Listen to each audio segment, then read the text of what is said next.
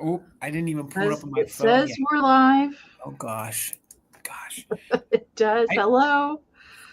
I Can feel you like... see us in the YouTube land? Oh, my gosh. Hello. Is anybody out there? I see we're Hello? live. Okay. I see it. I have see not it. pulled the sale up. And I see us as well. Hello, everybody. Hello. And Happy there's Monday. the eyeball. Hi. Welcome, you guys. Good to see you guys. Okay. Welcome to Monday. Fantastic finds. I know this is weird. It definitely feels like a Thursday to me, but it's for sure a Monday.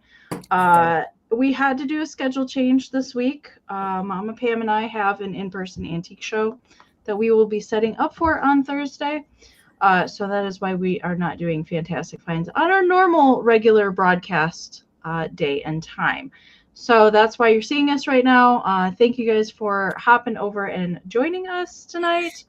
My co-host, as always, is Jason of Mother Tucker's Antiques. Hello.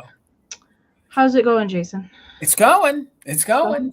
It's going. Well, everything you see behind me, since we're here tonight, I will be doing All St. Patrick's Day Thursday at 8 p.m. Eastern. So hopefully you guys like the luck of the Irish. So there still will be a sale on Thursday. It just won't be Fantastic Finds. Yes, so it'll be. Make sure you go over and hang out with Jason on Thursday. Yes, please. It'll be fun. And I probably won't even be done setting up at 8 o'clock. I hear you. Thursday. Usually we're the last ones there. So, but if I can pop on, I will for sure. All right. Let's say hello to our friends in the chat. We'll get through that. And then we will go over how the sale is going to work briefly.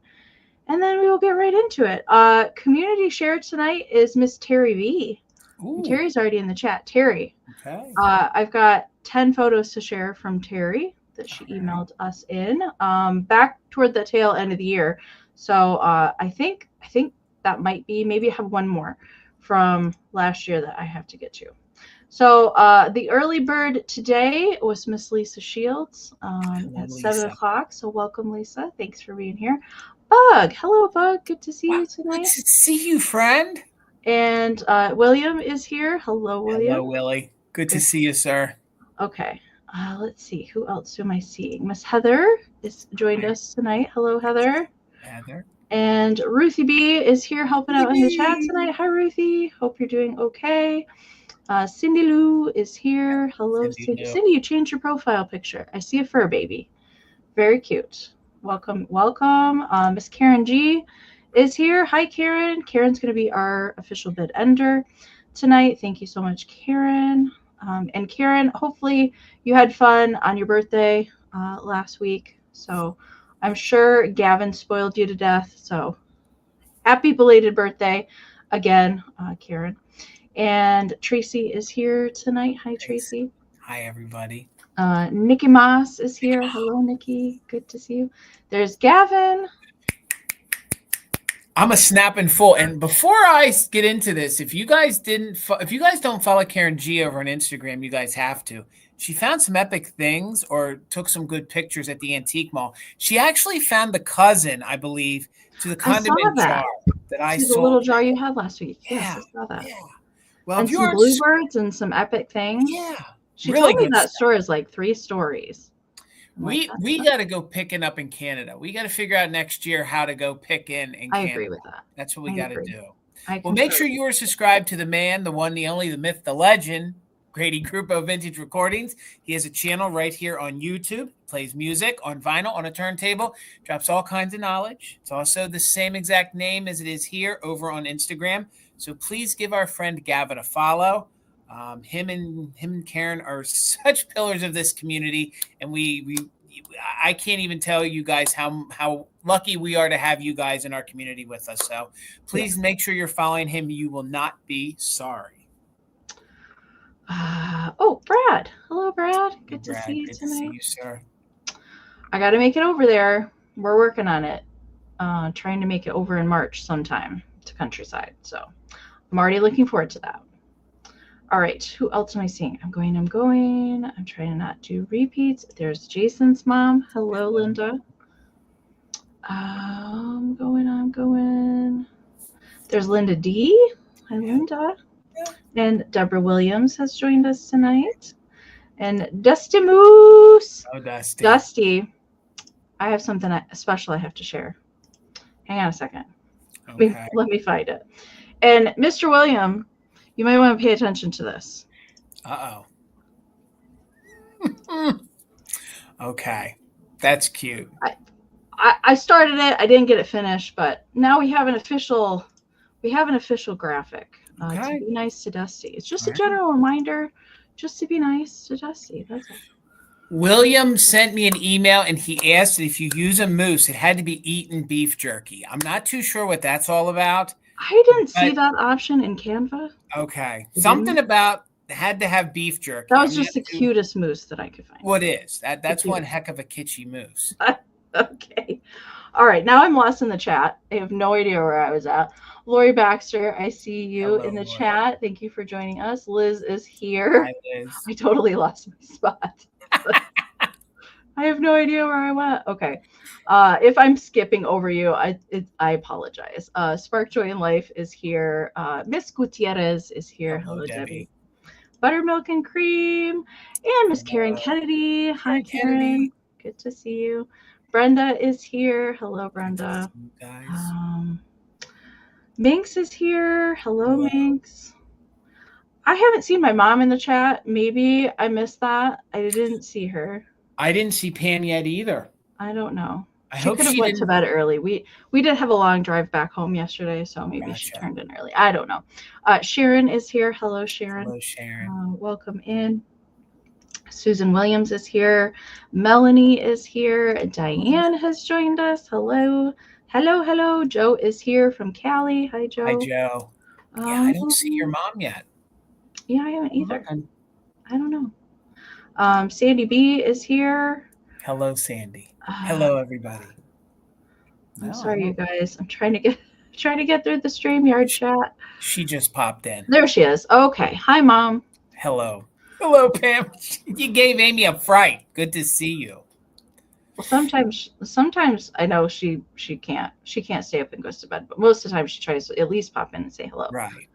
Okay. I'm seeing a lot of there's Dee. Hello, Dee. Good to see you tonight. Steele. Perry Hughes is here. Hi, Perry. Perry. There's Tina. Hi, Tina. Let's see.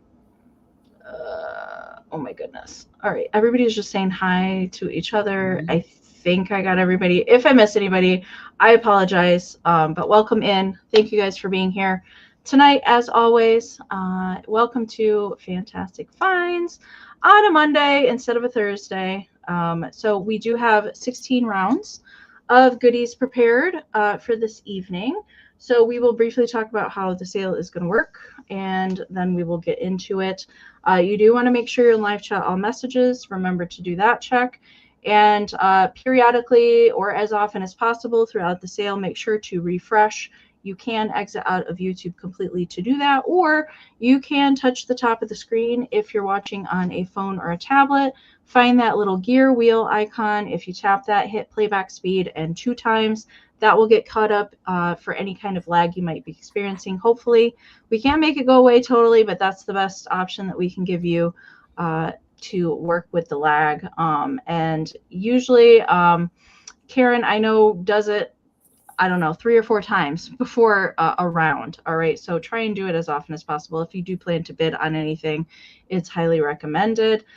Because of the lag, though, if you see something that you are interested in, we do recommend that you put in a bid early versus rather than later, just to not come in after the bid ends. All right, so get them in early. That way we know there is some sort of interest. Because of the lag, it does take a while for things to come in through StreamYard and to show up in our chat. So put them in as early as possible. If you are interested in something, all you do have to type your bids down into the chat. You are welcome to pre-register if you want to. That is not necessary, but you can if you want. So we will do all auction style items. We will give you a starting price. I will pin it up here on the screen. You can type bids down into the chat. We will talk about the item, describe it to you, give you any kind of maker information or knowledge that we might have about the item, and note any kind of issues that it might have if it has a little chip or repair or condition issue, we'll make sure and show that to you live while we're here on the screen as best as we can. We will do a 20-second countdown, and the highest bid that we see come in before the official bid end of Karen Gillette will be the winner. All right. So definitely make sure and get those bids early so that you are not getting caught in that lag and coming in after the bid end. We also do the just in cases here on the channel. All right. And how that works, we just ask that you are an active bidder to utilize the just in case. If you don't want to use a just in case, you don't have to, but it is available for the active bidders that do want to use it. And it is all that we ask. If you put in one straight bid for the current item, then you're welcome to use the just in case during the countdown only. So the just in case is the max amount for the item that you're willing to pay, plus the letters JIC. Type that into the chat during the countdown. And if your just in case bid is the highest before the bid end, we'll bid you up $1 over the next highest amount.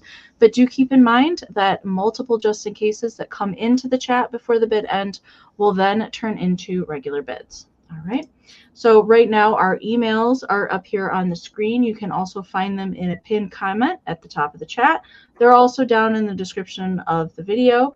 And my lovely mod ladies do a great job at putting them into the chat throughout the sale as well. So do make sure and keep note of that, especially if you are a brand new buyer and you win an item from us. That is very important to know. And if you win an item tonight, we do need some information from you. We need an email sent to our email addresses. You can send Jason and I a joint email. We don't mind that. But we do need your YouTube screen name, your real name if it's different from your YouTube name, your full shipping address, and an email that we can send your PayPal invoice to. Jason and I do our invoicing in PayPal. If you don't have a PayPal account, that is okay. You can still shop with us. Just let us know when we send when you send that email to us that you want to check out as a guest. That way, when we do send our invoices out, we can send you a direct link to your invoice, and then you can check out with any debit, credit, Venmo, Apple Pay, or PayPal. All right. And do keep in mind that when we do send our invoices out, payment is expected within 24 to 48 hours of receiving that invoice. And shipping, keep in mind, is not included with the winning bid price. That is additional.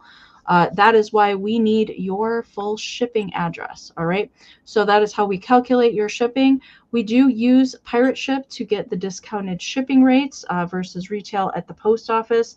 You guys pay the discounted rate exactly what we pay. So we pass that savings on to you guys.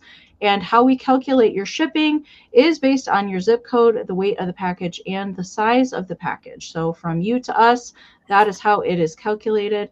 We do also offer shipping to all of the US, Canada, and Australia. We have discounted rates on top of the already discounted rates for Canada and Australia. So it's a little cheaper. And definitely much cheaper than actual postage from the post office. And I'll let Jason talk about that last bullet point, and then we'll talk about when we're doing our invoicing. If you purchase from me tonight, and remember, it'll just be me tonight, and you want to not pay shipping, and you're close to me, or you're coming to Ephrata or Adamstown, Pennsylvania to give a visit, please let us know. You can utilize free pickup at my brick and mortar, Mother Tucker's Antiques. While you're there, please shop the other 30, 40 dealers that are in there. They'd love to have you. Just make sure in the email you let us know that you want to pick it up. We'll invoice you for the item. And then once it's paid for, we will communicate via email on when and how you want to pick that up. Thank you, Amy. All right. So as far as shipping and invoicing goes for me, I ship from Michigan, and I will be doing all of my packing and invoicing tomorrow as soon as I can get them done. Little shipping for me. I do need to ship everything out by Wednesday because of being out of town for the show for several days. And my next shipping day won't be till Monday next week. All right. So if I can get everything out the door Wednesday, that would be preferred. Even if everybody pays me by Tuesday afternoon, I can go Tuesday and get it on its way to you. But I think that's pretty much it for me. And I'll let Jason talk about when he's doing his. I ship out of Pennsylvania, like I just said. So I ship out of Pennsylvania. I do all of my packaging, and then we do all of our invoicing on Saturdays, which means if you come over to my St. Patrick's Day sale Thursday night at 8 p.m. and you purchase here and there, I'll be able to combine that in one package as long as I can do it safely, because that is the goal, to get your items to you safely. So we try to pack as much together as I try to pack as much together as I can. So again, the invoices will go out Saturday, usually the afternoon, early evening. And then we try to ship out on Monday. That's kind of our turnaround. We got to get it out of here. Got to get out of here between inventory for the shop and inventory for sales. We have to keep it. Room is precious. It is. It is. And you know what? There's something satisfying about having it and then seeing it leave. Do you know what I mean? You feel like it's done. You feel like you feel like it's complete. So it's a good feeling. So the train's going by. Oh. Can you hear it? Boxcar Willie. Boxcar Willie. Woo woo. All right. I think that covers our housekeeping for the evening. Again, our community share after the sale tonight is Miss Terry V. She sent in some very cool display that she put together. So I can't wait to share that. And Jason already did mention that in place of Fantastic Finds on Thursday this week, he is doing a special sale. So make sure you're subscribed to Mother Tucker's channel so you don't miss out on that fun. And I guess I will get the screen set around, and Jason's going to have me go first tonight. All right. I am starting with a choice this evening, and it's handmade. All right. And I've got some Hanky Lady cards that I make, and they are St. Patty's Day. I have kind of a mixture of St. Patty's Day stuff and non-stuff. I think Jason does as well. We have all, it covers the whole gamut. So this is the first choice. All right. And they are St. Patrick's Day vintage hankies. I do hand color my original drawing for the card to match the hankies. And this one here is a little bit darker green. It does have both of these hankies are really nice condition. They were starched. I don't think that they were ever used, either one of them. But pops of white in here, some white shamrocks you see. And actually, this is a larger hanky as well. It did have some graphics of some pipes, some fans, some hats as well that go up kind of in the middle of the hanky that you can't really see with it folded like that. But it does say a pretty hanky to use as you please, just for fun or to cover a sneeze. So that's choice number one. Her red hair is just a slight bit darker than the other one that I'm going to show you. It does come with an envelope that is 5 by 11.5 inches, so you can mail it. I have included one of my cards in here as well. Just if you do plan to mail this in the mail, because it's considered an oversized envelope, it will require just a little bit extra postage than just a regular stamp. Okay. And FYI, there are undergarments underneath the dress, so you're not going to get a shock when you take that hanky off of there. She's fully clothed under there. And here is choice number 2. She does have a little bit lighter red hair here. And the green in the hanky is just a little bit lighter as well. Covered with shamrocks, and this one has the fun hat graphics that go throughout the hanky in the middle as well. And there we go. Now I'll put them next to each other so you can see the difference in the color. You see this one's a little bit darker green, and this one's more of a lighter green together. But those were the only two St. Patty's hankies I have found in the past year. They're not easy to come by. Valentine's is actually a little bit easier to find than St. Patrick's Day stuff. But these were the only two I had. I thought I would bring them tonight. And I see Robin's in. Thank you so very much. So we're looking for 18 or more on choice. I am going to count them down and see how bad the lag is tonight. 20, 19, 18, 17, 16, 15, 14, 13, 12, 11, 10, 9, 8, 7, 6, 5, 4, 3, 2, 1, bidet. I really like the one with the hat on it. I think that's a really neat hanky. They're both really nice, really nice. I don't see the, you know, I look at hankies all the time, and I just don't see St. Patty's Day stuff. Okay, there's a bit N from Karen. Thank you so very much. Nikki did put it just in case, but she did not need it, and has the choice at 18. So just let me know if you want light or dark green. And if Nikki doesn't take both, Robin will get, okay, she's going to take the lighter green, which is this one, lighter green on that one. So Robin, let me know if you want the darker green one, and I can just watch the chat, and I will get Jason started. Thank you so much. $12, and you're going to get the lot. So $12, you're going to get the lot. You're going to get 4. This is all I have for St. Patrick's Day postcards. They do have some wear. So you're going to get all 4 of them for one money, 4 for 12. So they are on the earlier side. I think they're probably early 1900s.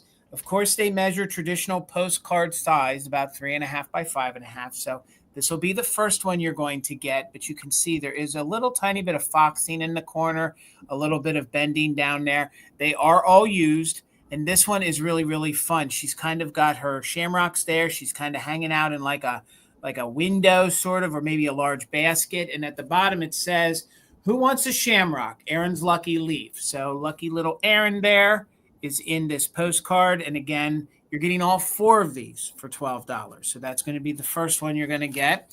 This one also has just a little bit of wear. So some of the silver here is missing, but this one is a nice little depiction of Ireland there. You have the pipe, you have the shamrocks or the clover, and then you have, of course, a pipe and a caps. And then this one says the land of the shamrock. So, and again, you're getting all 4 of these just because they sort of have wear, and I thought, maybe you want to use all 4 of these. I thought all 4 of them looked nice together if you use them in a display. So thank you, Deborah. I see your 12. So there is that one. This one is postmarked 1910.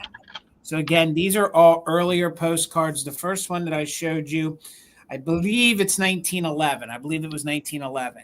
This one probably has the worst wear down here in the corner, but this one is really fun. She's probably one of those dancers, clog dancers almost, or whatever they do with some of their Irish dance. And it says, "She sings Aaron's melody." So I love those big billowing feathers.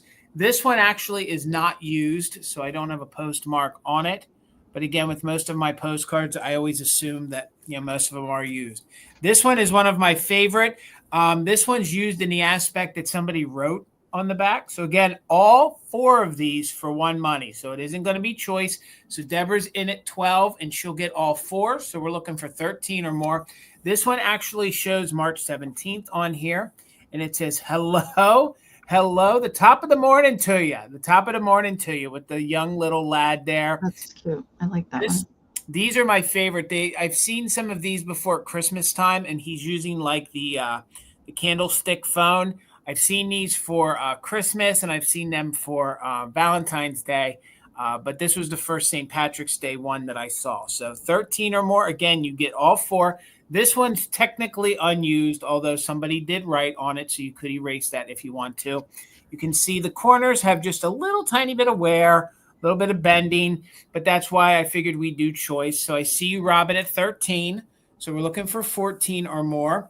We'll go in backwards here, and again, you get all 4. So here she is. She's dancing. She's got her, I think she's got like a bouquet of flowers there. And this one, she's singing Aaron's melody. This one has the worst wear. So right here, just note, we do have like a little bit of the color is missing and a bend on it.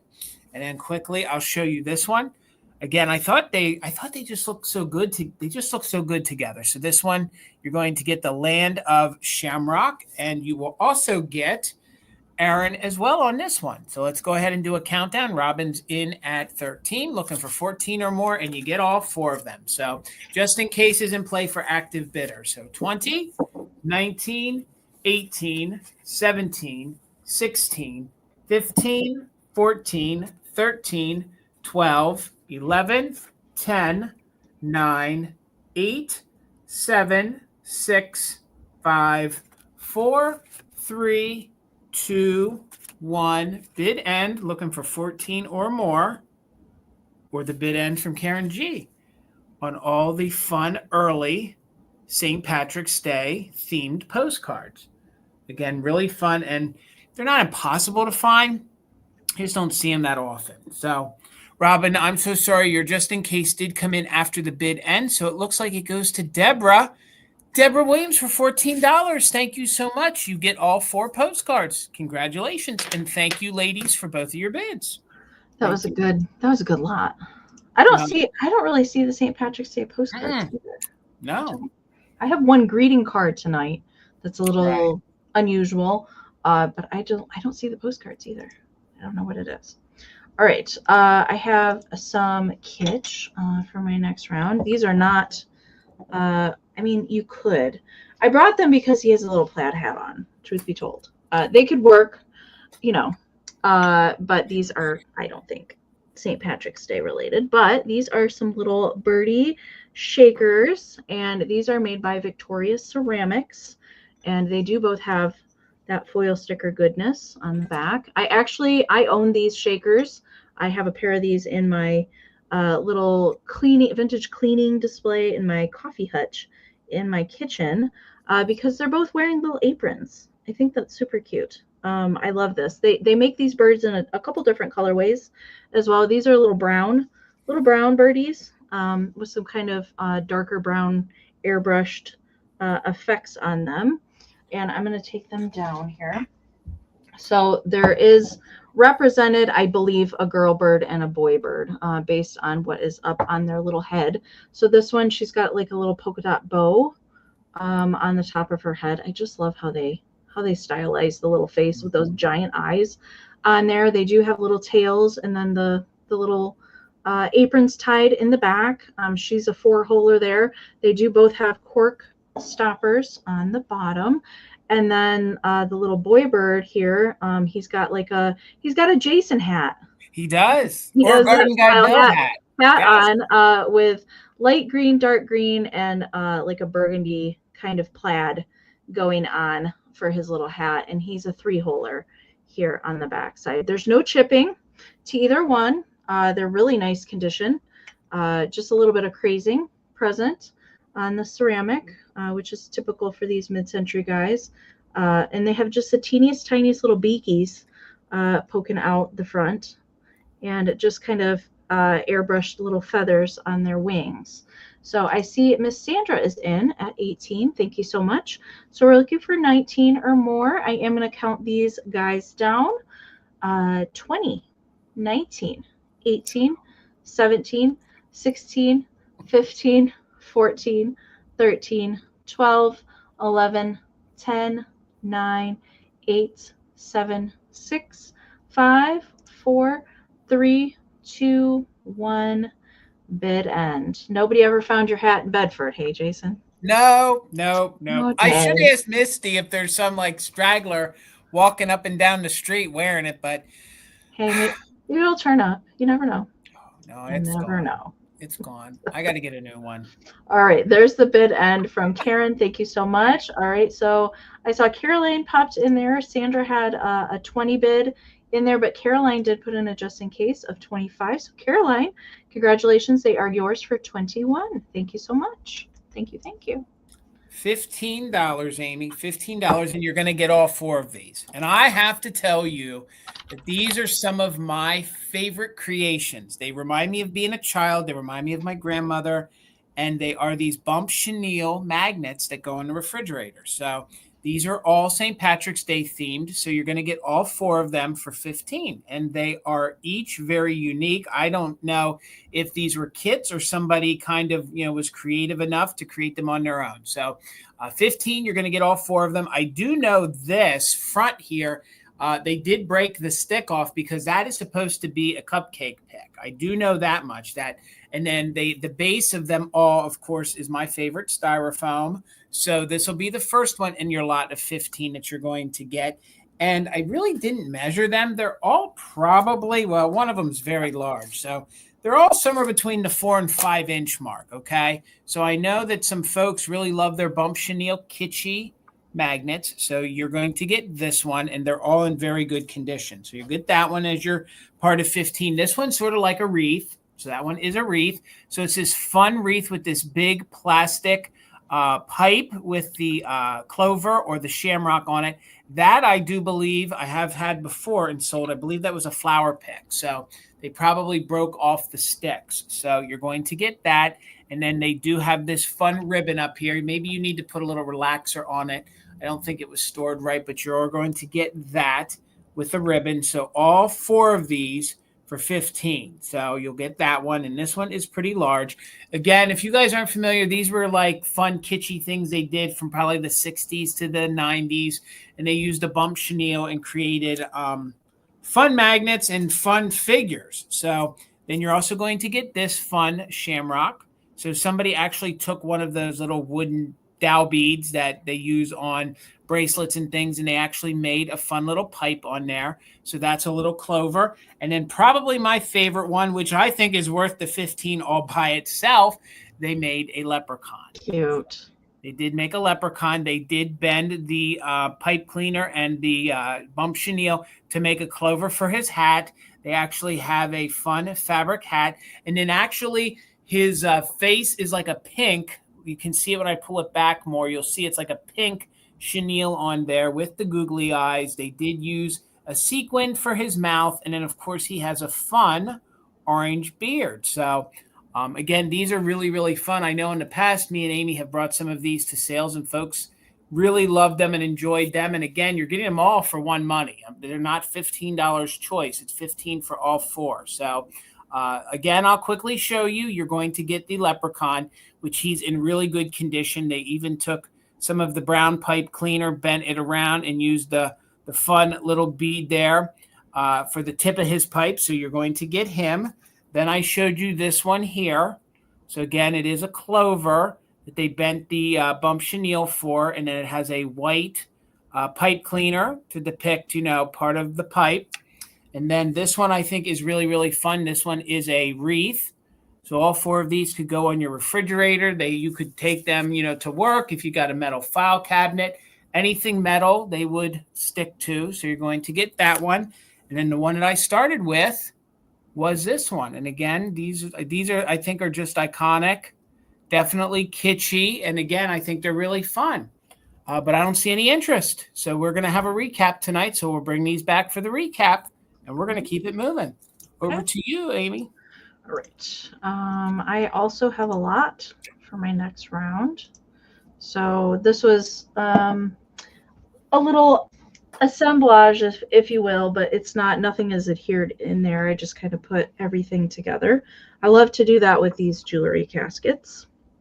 So you're going to get everything that you are seeing that is currently in.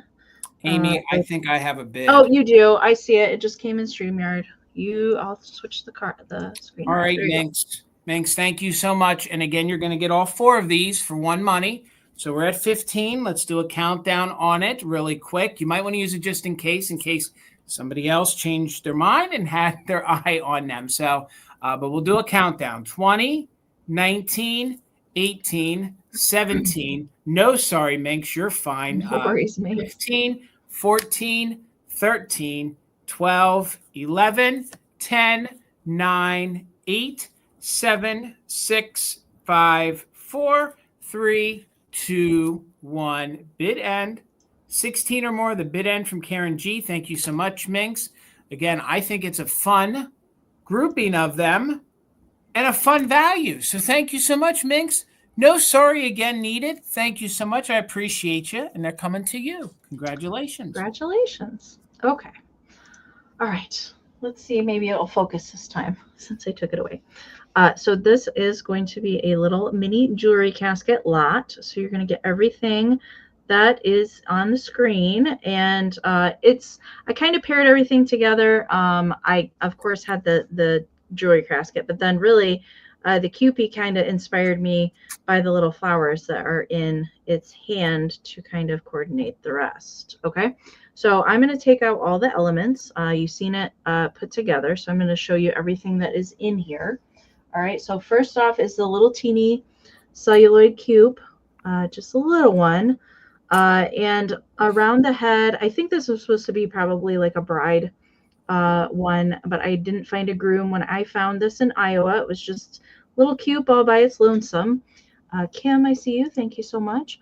And there's a little flocked milmarine flower, little ribbon that goes around the head, and then this little tiny bouquet of flowers tied on the hand. And there's teeny tiny little blue wings here on the back of Cube. And I do believe that says made in Japan. There's a very tiny stamping there on the back of the back. And then to pair with it, you got a little piece of Victorian scrap. I thought they looked cute together, of Lily of the Valley, I think, is what that is supposed to be. And then there's also a jewelry casket wouldn't be complete without a brooch. So there is a pretty old rhinestone brooch. It does have a it doesn't have a safety clasp. It just has a simple C clasp. It's probably not going to focus for you, but there's just a simple C clasp on there. The pin does extend past the clasp. I know Kim is yelling at me to get my little jewelry shower thing. Here we go. Maybe it will focus. Maybe not. My camera is just having all sorts of troubles tonight. But anyway, no missing rhinestones on there. It's just a pretty round brooch with round rhinestones. I can't talk tonight either. There is a bit of antique lace that is in there, in this really lovely off-white floral pattern. Really nice piece of lace there. And why that is in there, there is the top piece of the original silk of the jewelry casket in here, but the bottom was not in there. That's why I did put the lace there to give a little bit more pattern and height on the inside of the casket. The hinge on the jewelry casket is good. You can see it's got the pretty nouveau flowers that go all the way around. There is no stamping, but there is a number stamped on the bottom of the casket. It is around this foot right there. But it does have a little bit of wear to it, but I do like that. And usually it's that silk lining that is totally missing in there. So I will put the lot back together real quick. And I just had a piece of the lace kind of hanging out of the side. And I popped that piece of scrap in there and the Cupid off to the side, and then the little brooch. So there is the lot of goodies. I love to make these. Just an instant little display piece or a little gift for somebody. I'm going to count it down. We're looking for 31 or more. 20, 19, 18, 17, 16, 15, 14, 13, 12, 11, 10, 9, 8, 7, 6, 5, 4, 3, 2, 1. Bid end. Hello, Catherine. Thank you.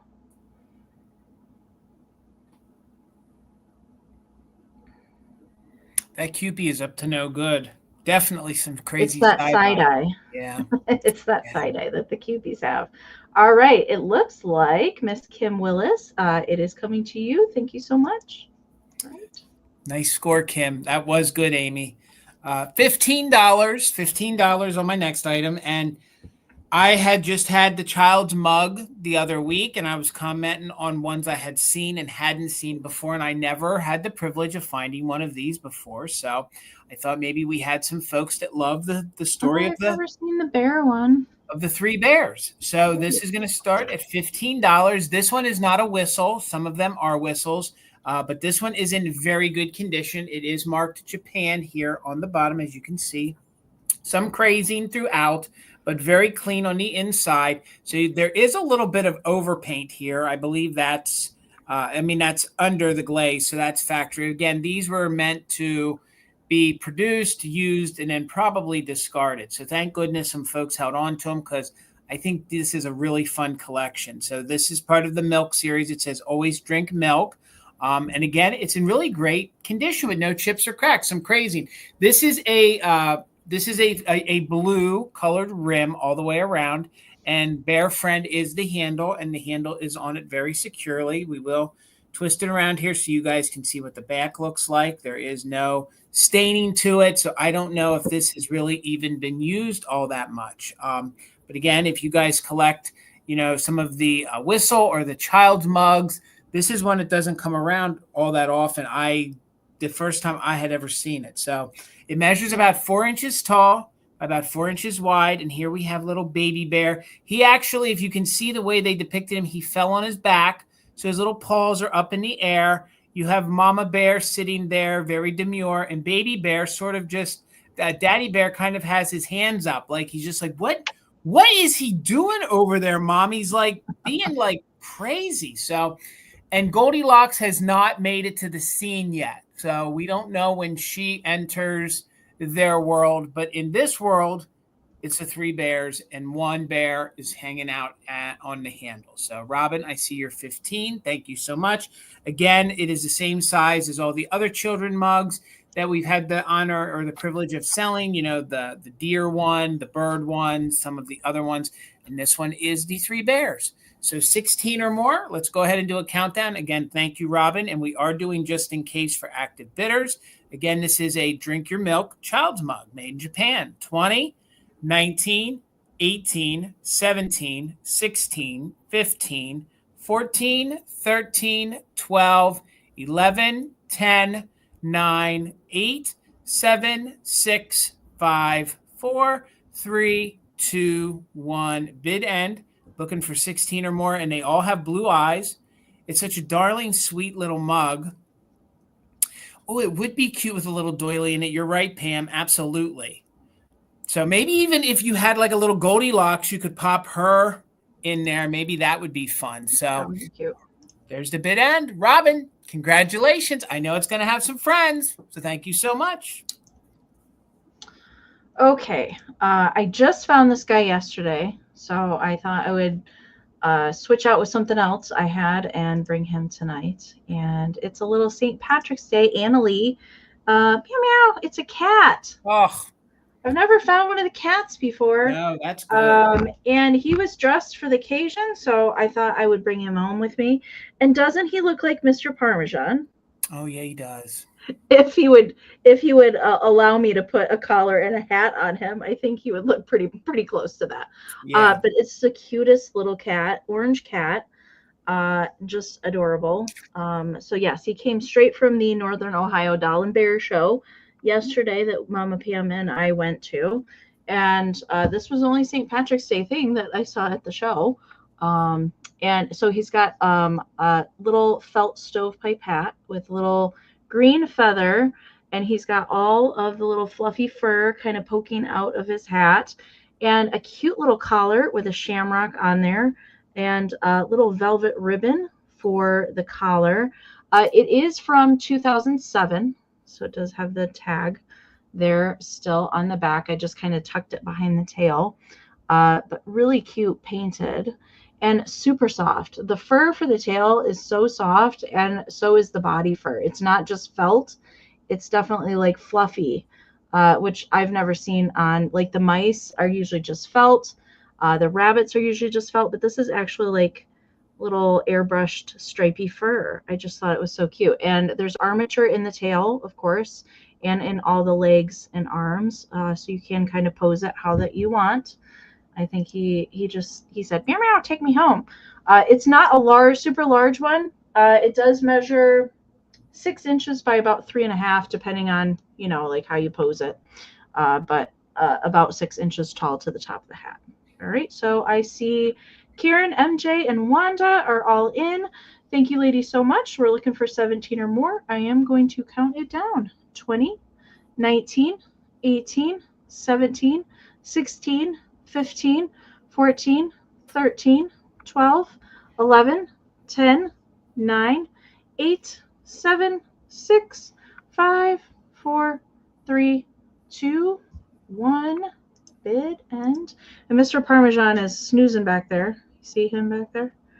Yeah. Being good. We're not going to wake him up. Let's just let him nap.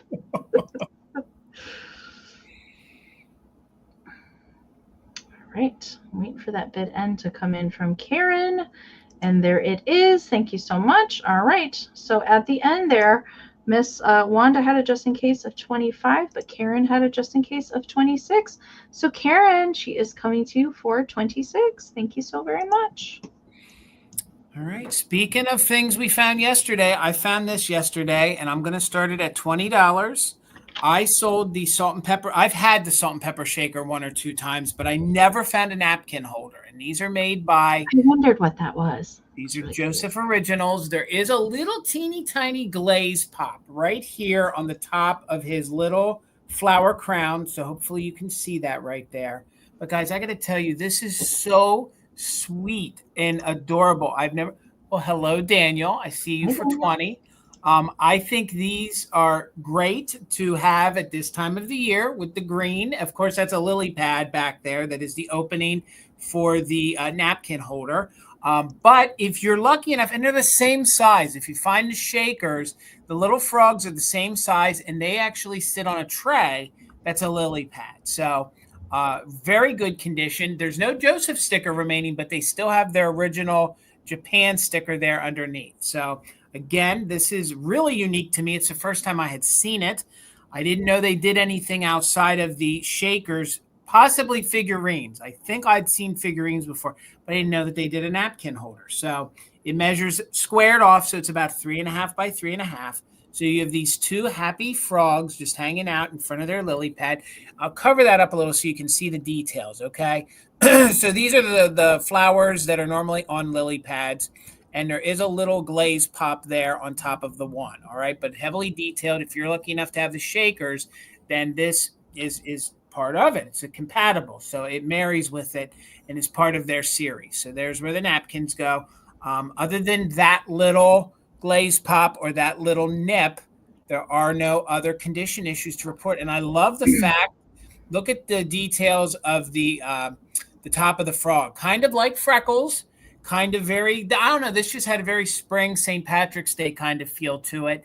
And I was so excited to find it. I was anxious to offer it up because I thought maybe somebody needed these fun kitschy frogs in their life. So let's do a countdown. Daniel's holding it at 20. So we're looking for 21 or more. Again, it is Joseph Originals made in Japan. So 20, 19, 18, 17, 16, 15, 14, 13, 12, 11, 10, 9, 8, 7, 6, 5, 4, 3, 2, 1. Bid end. And it's a small size too. Sometimes when they do napkin holders, they can be a little large for display.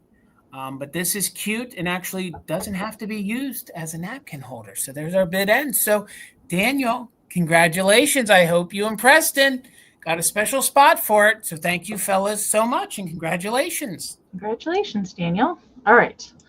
I have a planter for my next round, and she is going to start at 28.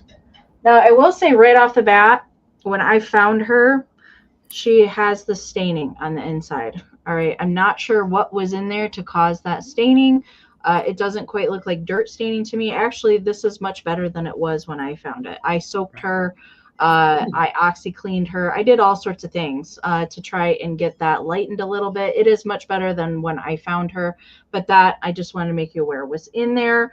It does not affect her displayability. You can't even see it from the front at all. She's going to start at 28. She's made by Napco. All right, a little bit harder to find. Southern Belle planter. There are 3 of these particular planters with the same kind of style dress, just a little bit different posing and something else in their hand. But she has this lovely, really fancy dress on, covered with bows, and I think these are supposed to represent lacy medallions. And she's holding a fan.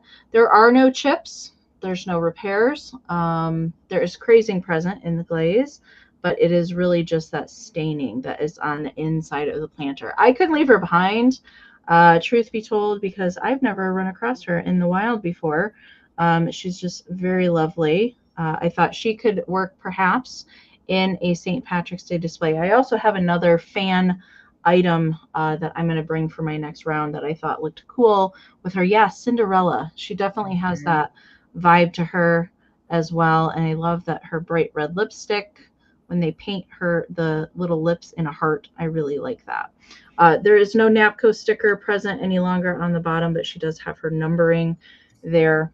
Measurement for her, she is 5.5 inches tall by about 4.5 inches wide. These just don't come around. I've never run across any of them before. And of course, she's trimmed in gold. All of the gold is sealed on there or fired on there. There's not any cold paint on this planter. that we would have to worry about coming off. And then she does have just a little simple black headband in her hair. And well, you'll see when I bring the next round why I decided to bring her tonight. I just think she's lovely. I don't see any interest in her. Amy, she would be a great affordable Valentine's Day planter because some of the she could work for Valentine's, Christmas, 4th of July, even. A lot of different possibilities for her. But I'm going to bring her back at the recap, and we'll get Jason started. All right, $26. I'm pushing the Easter agenda, but also this guy looks like the rabbit in Winnie the Pooh. And since I have a Winnie the Pooh game coming up, I thought this would be a great time to bring this fun little Mohair. And I do believe he's made in Japan.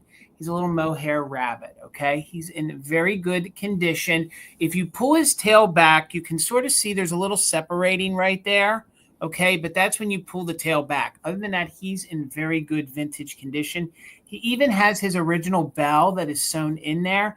I believe he's probably from the 1950s, maybe a little earlier, somewhere in that time frame. You can see where they airbrushed in some of the colors here on his ears. He does have wire armature in here, okay? So you could bend them. I don't know if I would, but you could if you wanted the ears bent. So there's wire armature completely throughout here. His eyes, I've been feeling them to see if they got cold. I don't think they're glass, so I'm thinking this is more 50s or 60s because I believe the eyes are plastic.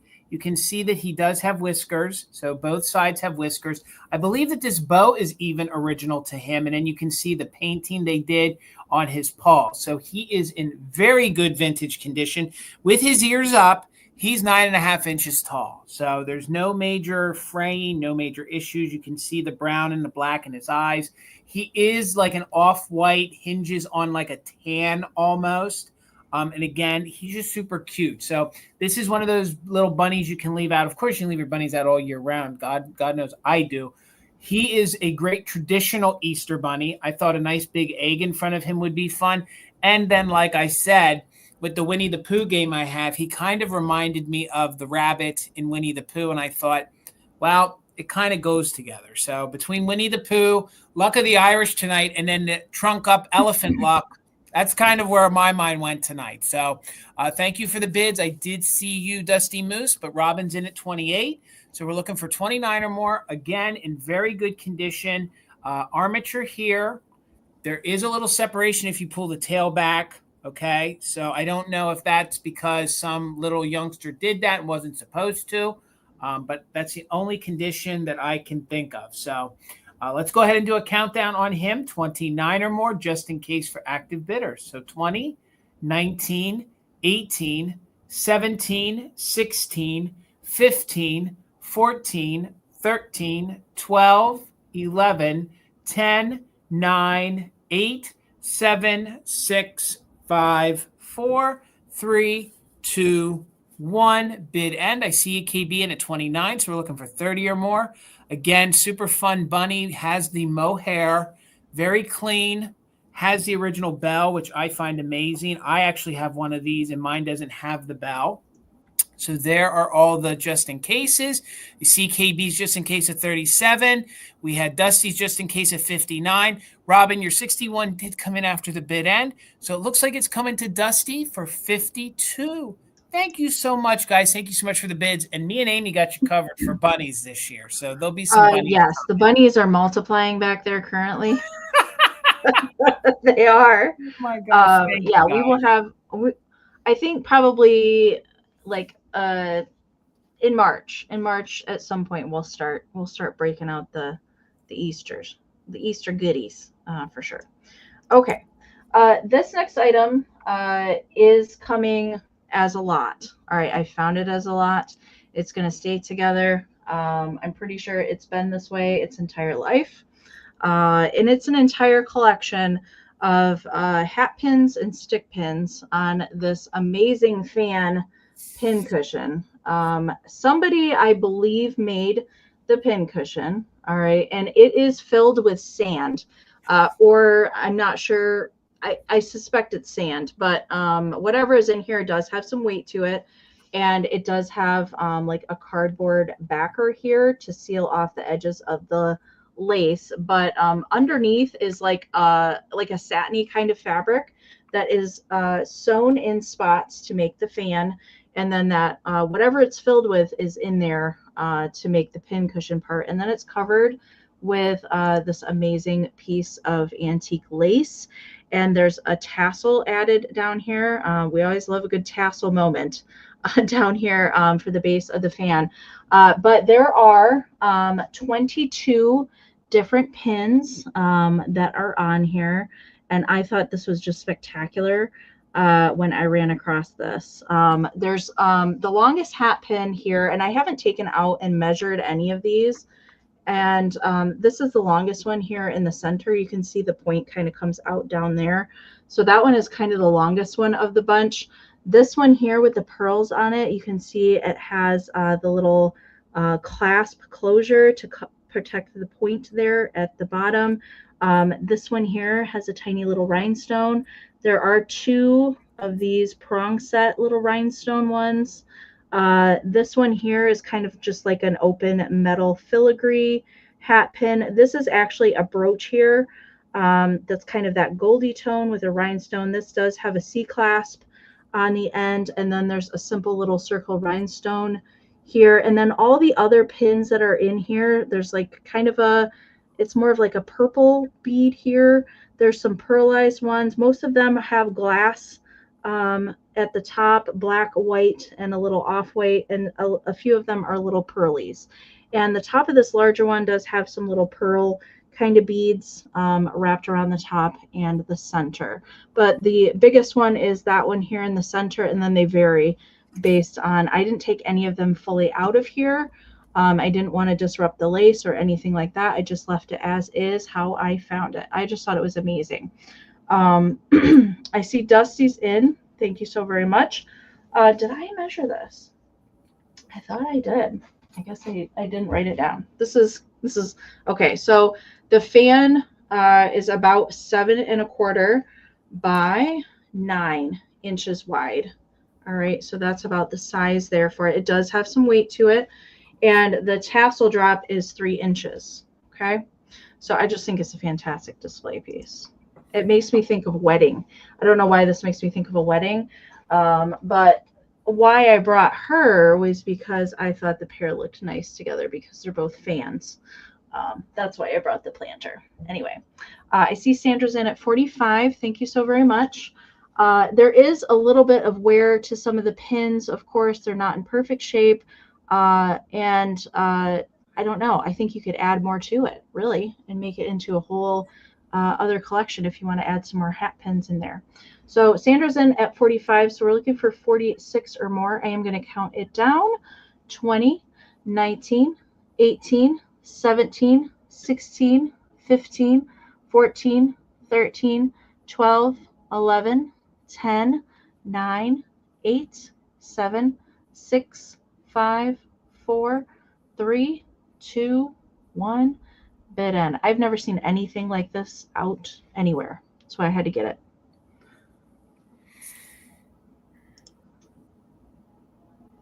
I am the kitsch queen, but I do like me some antique stuff too. All right, there is the bid end from Karen. Thank you so much.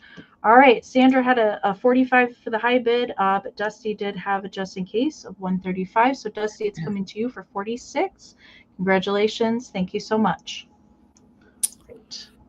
$30, Amy. $30, Amy. And I have a 1933 Parker Brothers Winnie the Pooh game. Okay. This is the first generation of the Winnie the Pooh game. They did alter it, a few years, I guess it was a couple decades later when they updated, the illustrations of Winnie the Pooh and the whole cast of characters. They did change it because, of course, he changed. So some of the characters looked a little different. So the game is complete. The only thing that it's missing is I think it would have had a little sheet of directions. They're missing. And we'll quickly show you one of the little game pieces here, the little robin. It tore right there. So what you're going to have to do is there's a little slot in there. You're going to kind of have to knock the piece of cardboard out and then pop that in there, and then you won't see the Robin part anymore. But everything that you need to play the game is here, okay? So there is some splitting. Now, remember, this is almost, well, it's 2015. We're almost near antique. So this is almost an antique board game. And I think just the cover of the board game itself is fun to display. There is some splitting to the corners, as you can see. It does say that it is Parker Brothers down here. New York, Chicago, made in the USA. So you do get the cover, okay? So that is the top to the game. You also get the little bag, which a lot of them didn't have the little bag. You get the little grab bag, which holds everything. So it is the official Winnie the Pooh bag. Now, I did some hardcore research on this, okay? They made a couple versions of this exact illustrated one, okay? I believe that this is the earlier one because it has the yellow bag and it does not have anything printed on the inside, okay? I believe that some of the later ones printed things on the inside and then the bag was white, okay? So everyone that sold these said that, or they say that the yellow and nothing on the inside there means this is the original or within the year of 33 when it was made. Thank you, Dusty. I see you're 30. The board game, I think alone, the board itself, I think is worth it to have and to frame if you don't want to, you know, put the whole game up there. It is in super good condition, but you can see that years of being moved, that is a little thin, but it's in super good condition. It is the original Parker Brothers, same exact copyright and everything else. And then you have all the great depictions from the book, Winnie the Pooh, because it wasn't the movie yet. Then you have them there at their little picnic in the middle by the famous tree stump. Here you have them, you have Rabbit, you have Robin in them, and that's where the game starts. And I will show you, we do have the little cardboard game pieces as well. So, of course, let me show you here. Very good condition. There's no staining to it. Here's the top part, the Winnie the Pooh game. Hopefully that's coming through all right. That's your traditional red back for the board. Then you have all the game pieces here. So you have Winnie the Pooh. So there is a little bit of bending. That's thin cardboard. Okay, so that's thin cardboard on there. Then you have Piglet. And then you have Rabbit.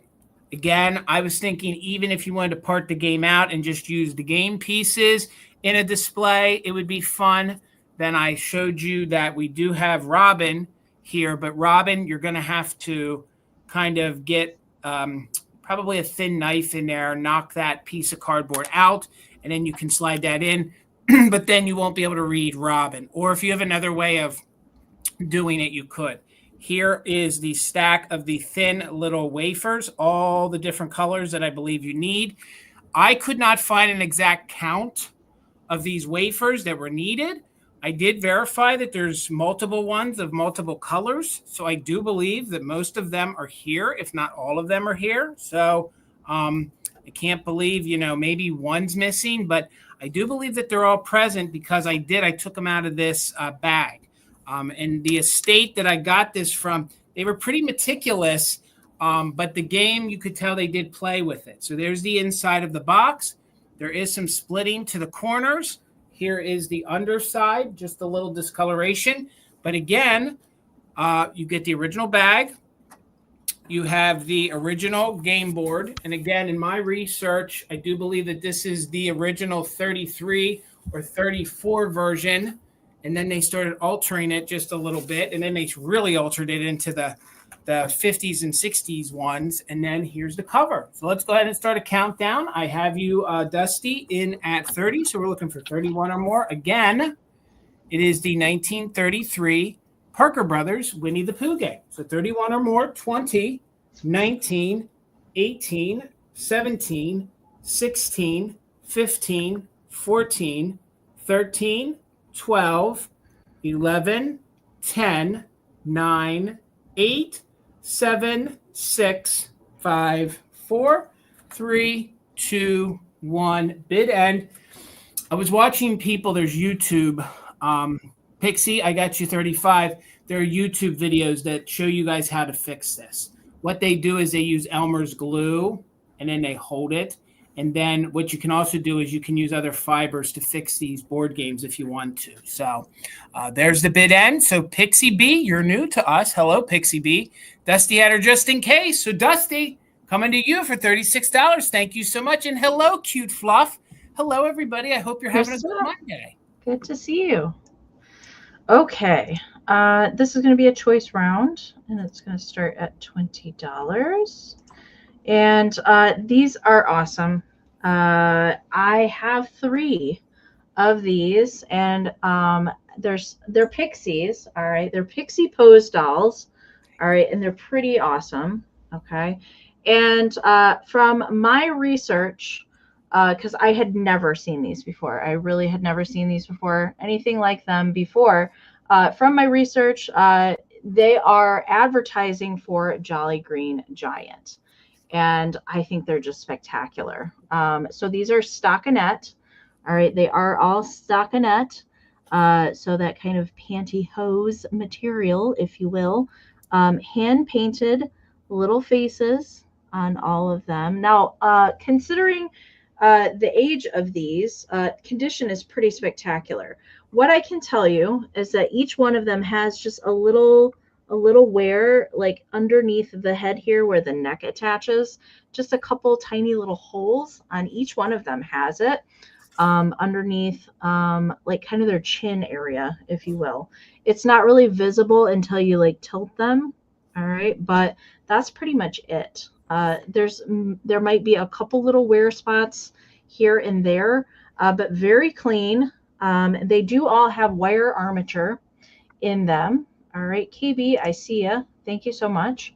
And so this is for choice, and I have 2 brown ones and 1 green one. All right, they do all have a Made in Japan sticker on their foot, and you can pose these how that you want, but just be gentle with the armature. We do recommend that, like, if you want to pose things, I did have one sitting in my preview. All right, just be gentle with the wire armature. You don't want to bend them back and forth, and then the wire inside is sure to not hold up over time. So their little clothing is made out of felt, just like their hair. There's a little flocked ribbon that kind of goes around the top of it. And then they're just on the back here. There's kind of like a bow where that ties on the back. Jason, have you seen these before? I saw them in person when I was with you in Indiana. Yes, you did. Yeah, they're really good. They're the green one here. So this is the green one. So it's a little darker green for the suit on this one. I just love how their faces are painted and their little ears. So cute. And underneath here, it's just the body. All right. And then the little felt clothing is kind of sewed to a piece of fabric to make that. All right. And then the other brown one. Hello, Sherry. Welcome in. And Liz as well. So right now, KB still is holding it at 30. For the high bid at choice. All right, and here is the other brown one. All right, so I'm going to keep the other brown one sitting so we can tell them apart. All right, and they all have the same kind of little suit, minimal wear, just a couple little holes underneath, all where the heads are for some reason. But these are just amazing. I absolutely love them. I think Christmas, of course, Halloween, these could work. I brought them tonight because they could work for, little St. Patrick's Day something as well. But I just think they're amazing. And a measurement for them real quick. When they're outstretched, they're 10 inches tall. Okay, so they're pretty good pose doll size, I would say. All right, so KB's in at 30. So we're looking for 31 or more on choice. So I do have 2 of the light brown and 1 of the green guys available. So let's count these down. We're looking for 31 or more. 20, 19, 18, 17, 16, 15, 14, 13, 12, 11, 10, 9, 8, 7, 6, 5, 4, 3, 2, 1, bid end. And William said that he has some of these. These are good. They're great for summertime. Do you know what I mean? Especially since they're veggies. They're great for your summer displays. I think they're just super cool. I did find one of these on the bay after I saw yours, and it was not in the condition of yours, and you don't even want to know what they were asking for them. Yeah. Okay. Bid end is in from Karen. Thank you so very much. All right, so it looks like KB had a just in case of 47, but Sherry had a just in case of 50. So Sherry at 48, we're going to go brown or sit. All right, this one I have in the sitting pose, but they are essentially the same. All right, so we'll do brown, sit, or green. Okay, so those will be, if Sherry is not going to take them all, KB or on deck. Gosh, these are so good. If I ever find any of these, I won't be able to give them up. All right, Sherry is going to take the green one. Check the bids, Philomena says. Yeah, I don't see anything different from what you're seeing, Amy. So I don't see anything different either, Phil. Not on the phone either. Yep, Sherry had a bid in to do the just in case. So did KB, and Liz had a bid in there. So that's what I'm seeing. All right, so Sherry's taking the green one. You got it. Thank you so much. KB, let me know if you want sit or stand for the brown guys. Let me know if you want either one of those. And then Liz, I think it will go back to Liz if KB passes. Sorry the lag is so bad tonight, you guys. It's taking a long time for things to go into StreamYard. It is. Okay. Either happy to have either one. So KB, just let me know if you have a preference. I mean, they're pretty much the same thing. So just let me know if you want one or two, I guess, would be. And if you're not going to take both of them, then Liz, we'll go back to Liz.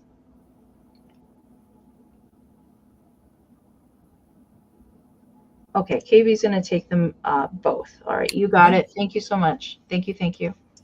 All right, this is going to start at $65, and I have it on good authority that these are really, really rare and hard to find. Okay, so they're going to start at $65. You're going to get them both. There are some condition issues. There's some fading to them. So these are going to be the Nancy Ann dolls. And these are also known as the pudgy ones because they do have little bellies on them. And these are the Hansel and Gretel ones. So there is some fading. Even the versions that I'd seen of the boy, he had major bedhead in the photos that I saw. Outside of the slight fading, and again, these are the 5-inch tall ones, complete composition. No number 2. Yeah, I'm trying to figure that out. Karen, let me know if you want the sitting one or the straight one. That will help me determine which one was number 2 because I don't know. Right. Okay. Right. And then Liz says she'll take the other one. Okay, standing. Yes. Okay, you got it. Thank you, ladies, for clearing that up. All right, Liz is going to take sitting, and KB is taking standing. Thank you, ladies. I got it. Right. Thank you. So you're going to get the set of these. These are Hansel and Gretel. Apparently, the boy Nancy Ann storybook dolls are very hard to find. Like I was saying, there is some fading to these, but they're both intact, and you're going to get the original box. So for $65, you're going to get the original box. There is a little bit of fading to it, but you are going to get the polka dot box for it. Let me show you him here. He's in very good overall condition. I will show you the back here. There you can see that's the way his green is supposed to be. I did not try to tie his shirt up because I wanted to show you that it's actually marked. And the best that I could see, I believe that says Nancy Ann Dolls USA. That's what I believe it says there on the back. And he does have his original safety pin. So these are the composition ones, and these are the pudgy belly ones that apparently it's a whole trifecta going on here of Nancy book Story Ann dolls that to get the set, and especially a boy, it's very hard to find. And the ones listed on other platforms right now are very, very expensive. So this might give you an opportunity to have a set to add to your collection. So I do believe there's a little maybe rusting or discoloration to the safety pin back there. But again, 5-inch tall, very good condition. You might want to tone down the hair a little bit, but the ones that I saw online, the hair looked identical. So the arms do move. So the arms do move, and so do the legs. So you're going to get the boy, and then you're going to get the little girl. So you can see she has her fun little felt hat on there. Now there is a little bit of composition that is missing. I believe they had her hair glued there, and some of it has separated. So, and I think in one little spot right there, it took a little bit of the paint off of her face. So again, very good condition. They're a harder set to find. If you guys want to look them up, you can. But this is going to be your opportunity to get these, even though they do have a little bit of wear to them, or should I say a little bit of discoloration to them. So, Debbie, I see you at 65. Thank you so much. Can I comment real quick? Yes, please, Amy. Help. For reference of all the doll shows that Mama Pam and I go to, I have never, ever run across a set of these, let alone the boy. I've never seen a boy in person at antique malls anywhere. These sets don't come around. I can tell you in my Nancy Ann book, which, you know, value-wise, they recommended back in the early 2000s that this set was worth $700. Okay.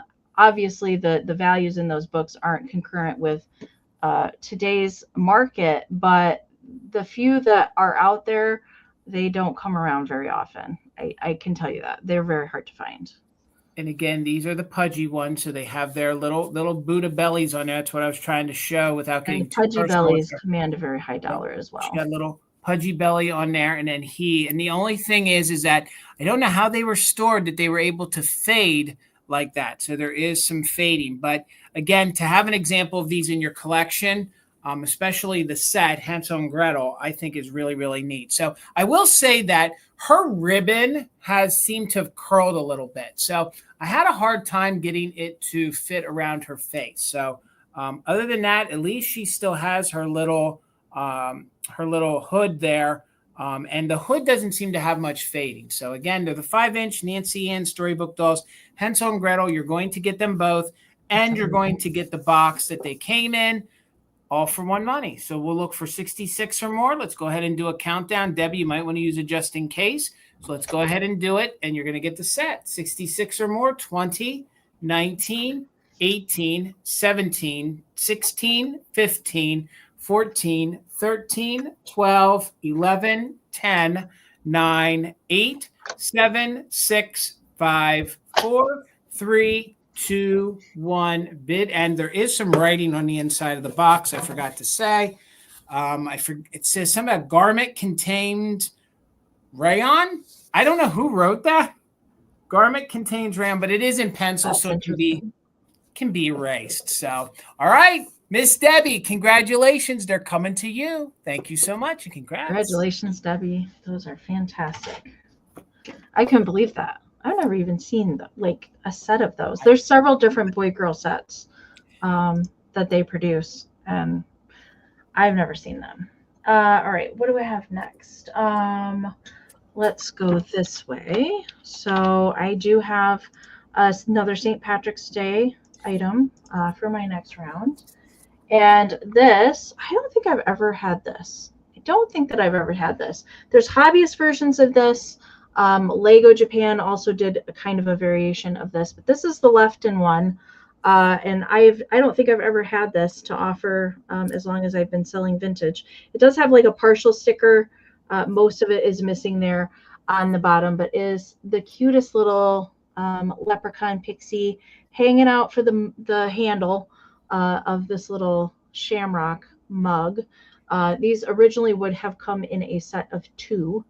So you can cheers for St. Patrick's Day. But I just found the one. So it's pretty good on the inside.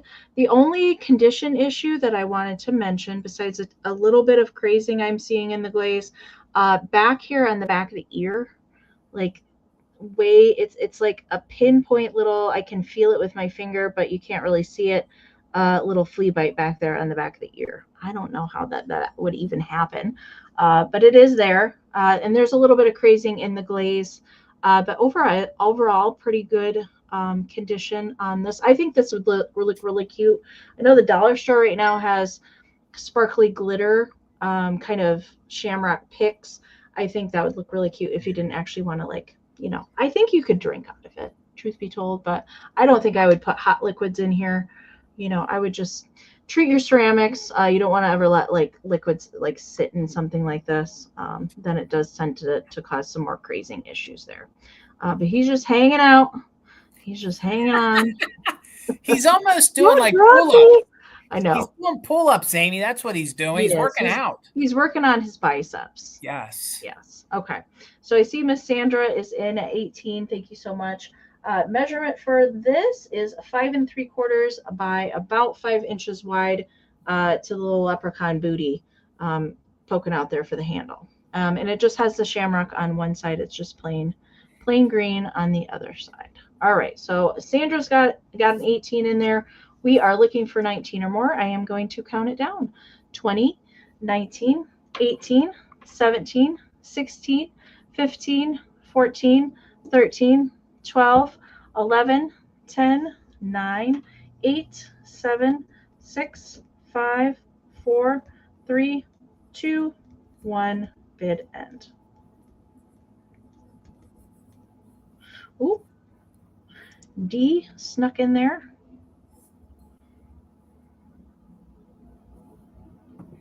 Oh, this lag is painful tonight. It is painful. Cheers, bid end from Karen. Thank you so much. All right, D, you got it. You got your 19 in there right before the bid end, so it's coming to you. Thanks so much. $22, Amy, and I'm going to change gears a little bit, and I'm trying to like bring some mid-century, if we have any mid-century lovers out there. So $22, but I thought it had some great tones for the spring, some earth tones. I also felt like it had a great St. Patrick's Day vibe to it. So this is Italian pottery. It is a vase. It has Batosi vibes. I don't believe it is Batosi, but it definitely has Batosi vibes, okay?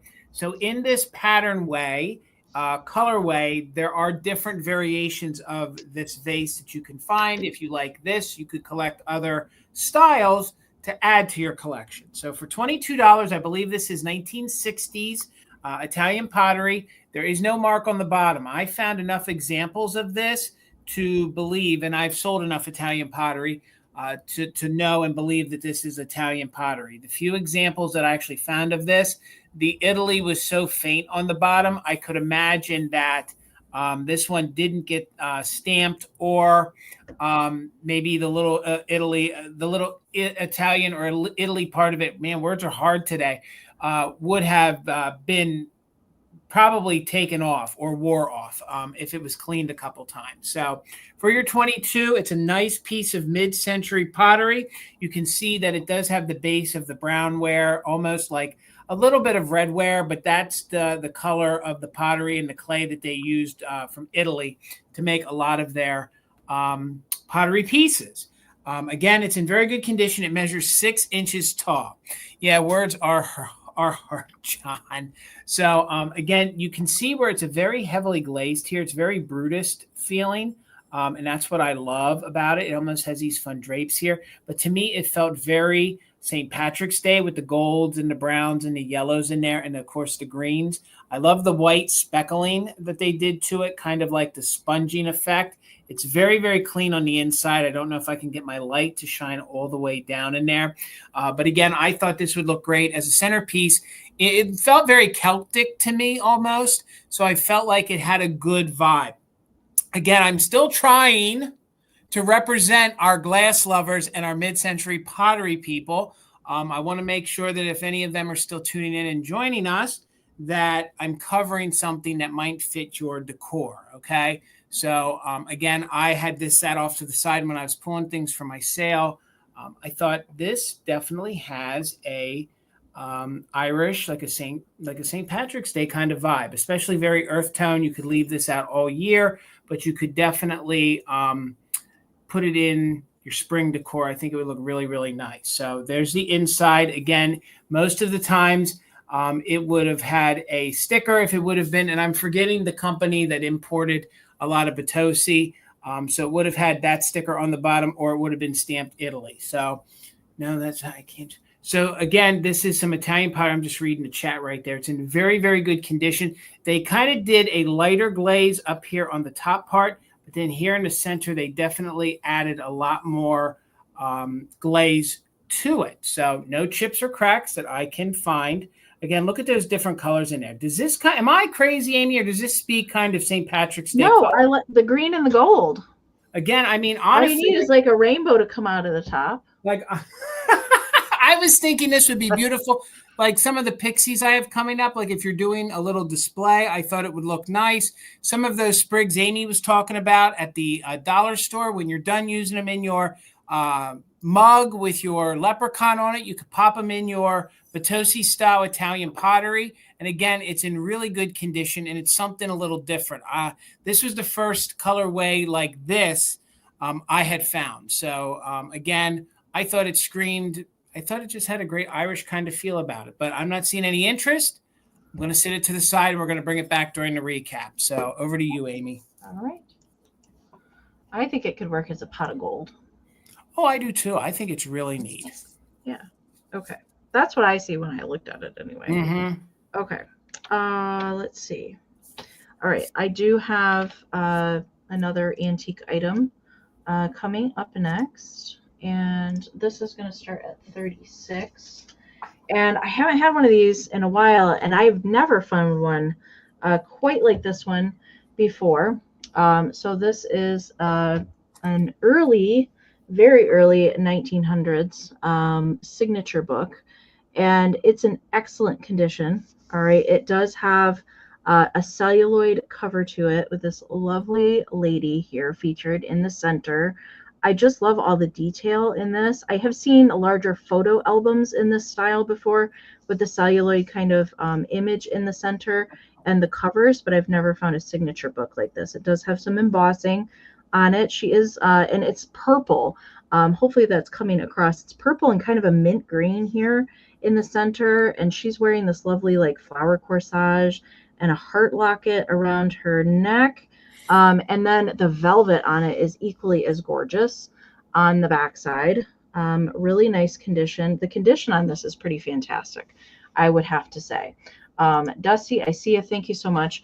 So what I want to know, it's not completely full. I do like to try and find them with as many signatures as possible. Usually if they're empty, I don't really pick them up unless they're like really something special. But what I can tell you, there's two different time frames that have some signatures in here. So the oldest that I could find in here was 1903.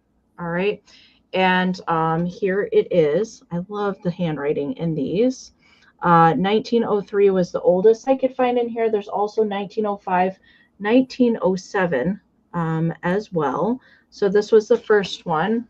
And there is a little calling card that was kind of tucked in here. A Victorian calling card in here. One of the ones, like, it has the scrap on the front, and then you open it up and I just broke it. Dang. Dang it. It's been held together. I will put a little bit of glue on there and put it back together, but there's a little name that is on the inside of that one. And here's some of the other signatures that are in here. I marked some of them. There are some blank pages in here as well, but also toward the front. So actually two people had this signature book. There are also some signatures and some inscriptions in here from 1941 and 1942 at the front of the book. All right, so I feel like, you know, a couple, the original name in here I think was Annie, and then these other ones say Anne Marie. So I'm not sure, maybe that was another relative got this at one point in time, but there's a few signatures in the front from 1941 and 1942. It was 12 o'clock midnight. Two lips were tightly pressed. The old mare gave the signal, and the bulldog did the rest. Anyways. Okay. There's some other things that are in the front here, but there is a section in between those two dates. So the 40s and 1903, 1905, 1907. This section here does not have anything in it. Okay. I think this is great to keep ephemera in, keep it pressed flat sort of thing. But the cover, the celluloid cover, is just really spectacular shape, and that is why I picked it up. All right. So let me get caught up on the chat. I see Sandra's in and Robin as well. So Robin has the high bid right now at 43. So we're looking for 44 or more. I am going to count it down. 20, 19, 18, 17, 16, 15, 14, 13, 12, 11, 10, 9, 8, 7, 6, 5, 4, 3, 2, 1, bid end. I was trying to read one of the other ones. The days of pleasure past, and think of joys of all the hours, and all have flown away so fast. Brings me back to past scenes, to thee, and I can't read the rest. But that one's from 1905. Just love these. Okay. There's the bid end from Karen. Thank you so much. So Dusty had a just in case of 145. Robin had a just in case of 65. So Dusty, it is coming to you for 66. Thank you so much. Thank you. Thank you. Thank you all for your bids tonight. $30, Amy, and you're going to get all three of these. When I purchased them, I didn't realize two of them had repairs. Should have noticed it, but you're going to get them all for one money. So let's start out with this little guy right here. These are fun little pixies. They could also be pixies. It could be fun little leprechauns if you want them to be. This little guy would be great for right now, clear through Easter, because he's got his little bun. Now, he has a little paint rub right there on his hair. I don't know if that's a manufacturing defect. And some of these, I had only had them one time before. I had them in my collection or sold them one time before. These are ones I don't see all that often. So for $30, you're getting all three of them. So I guess that makes them $10 each. So you're getting all three of them. So this little guy is cute. He's got his little feet kicked up. He's holding his little bunny. This little guy has his made in Japan label there on the bottom, and it is a red and gold Japan label. So I did not measure these. Why did I not measure these? So they are all about 4 inches. So they're roughly about all 4 inches wide or 4 inches sitting. So he is going to be the first one in the lot. So again, you're getting all three of these. This little guy is one of my favorite versions. This is the second time I've ever had him. You can see there's a little repair right there on the tip of his watering can. But it's a good area for it because it kind of looks like a joint where the watering can did, watering can in real life, the spout would meet the base of it. So you're going to get him. And I do believe him and the guy with the bunny are part of the same series. So you're getting all three of these for $30. There is a little repair right there. I'm trying to get it to show. The lights are kind of bright, so you can see the little repair there. He does not have any stickers on the base on his feet whatsoever, although I do believe that he would be part of a little set of 3 or multiple ones. So you'll get both of them. Thank you, Nikki. I see you're 30, so we're looking for 31 or more. And I have one that is more feminine, more that we'll call the girl. And this is the second time I've ever had her. And to find like a girl pixie or nymph or something in this realm, not that easy, or you don't see all that often. So she has a little repair right here on her foot, but where it's at, you don't see it from the front. You have to turn her to the side to see that little white spot. That's where the repair is. So again, 2 of them are repaired, but they're at good places where they're not too noticeable. And she's pondering all sorts of things, like why is the mare and the horse going to get crazy when the moon goes down? Kind of like in Amy's book. That's what I was talking about. So, what? Well, wasn't it a mare and a horse and a cow? And so I don't know, whatever. I forget what you said. Her hair is kind of red. So I thought she would have been good for St. Patrick's Day. And she has kind of the flower bell. Are you going to find it again and read it? No. Okay. All right.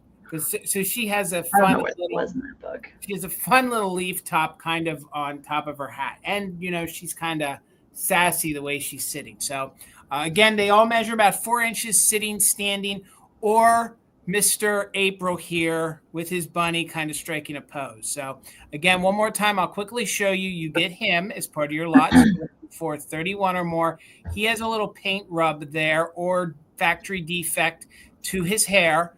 No damage or repairs to him. Then we have Mr.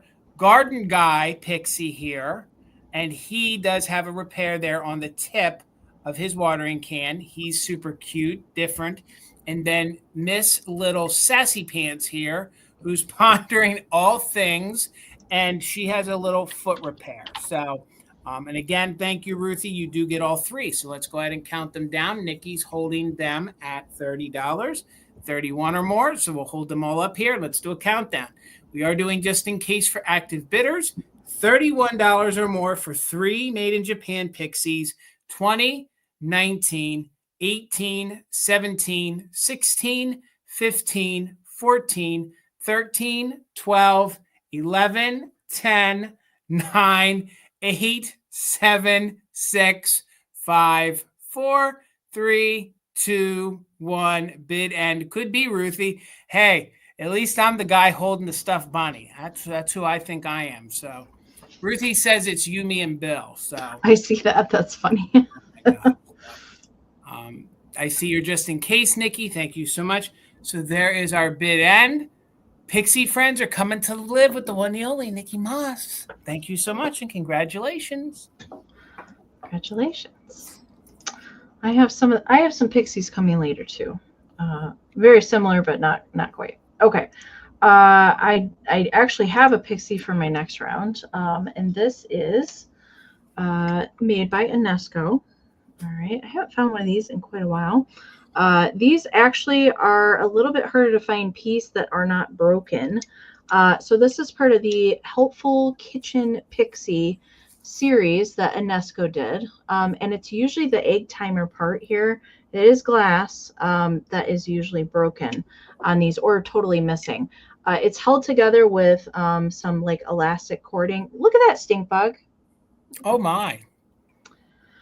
Well, he's still asleep back there, so we're not gonna cause any attention to that right now, because then we know what happens. We've all witnessed that live on camera when Parm wants to get the stink bug. So good condition on it. All right. So there's a whole series that Napco produced for these Helpful Kitchen Pixies. So there's a scouring pad holder, there's salt and pepper shakers, and this is a combo piece where it does have the egg timer here. And it also has a recipe card holder.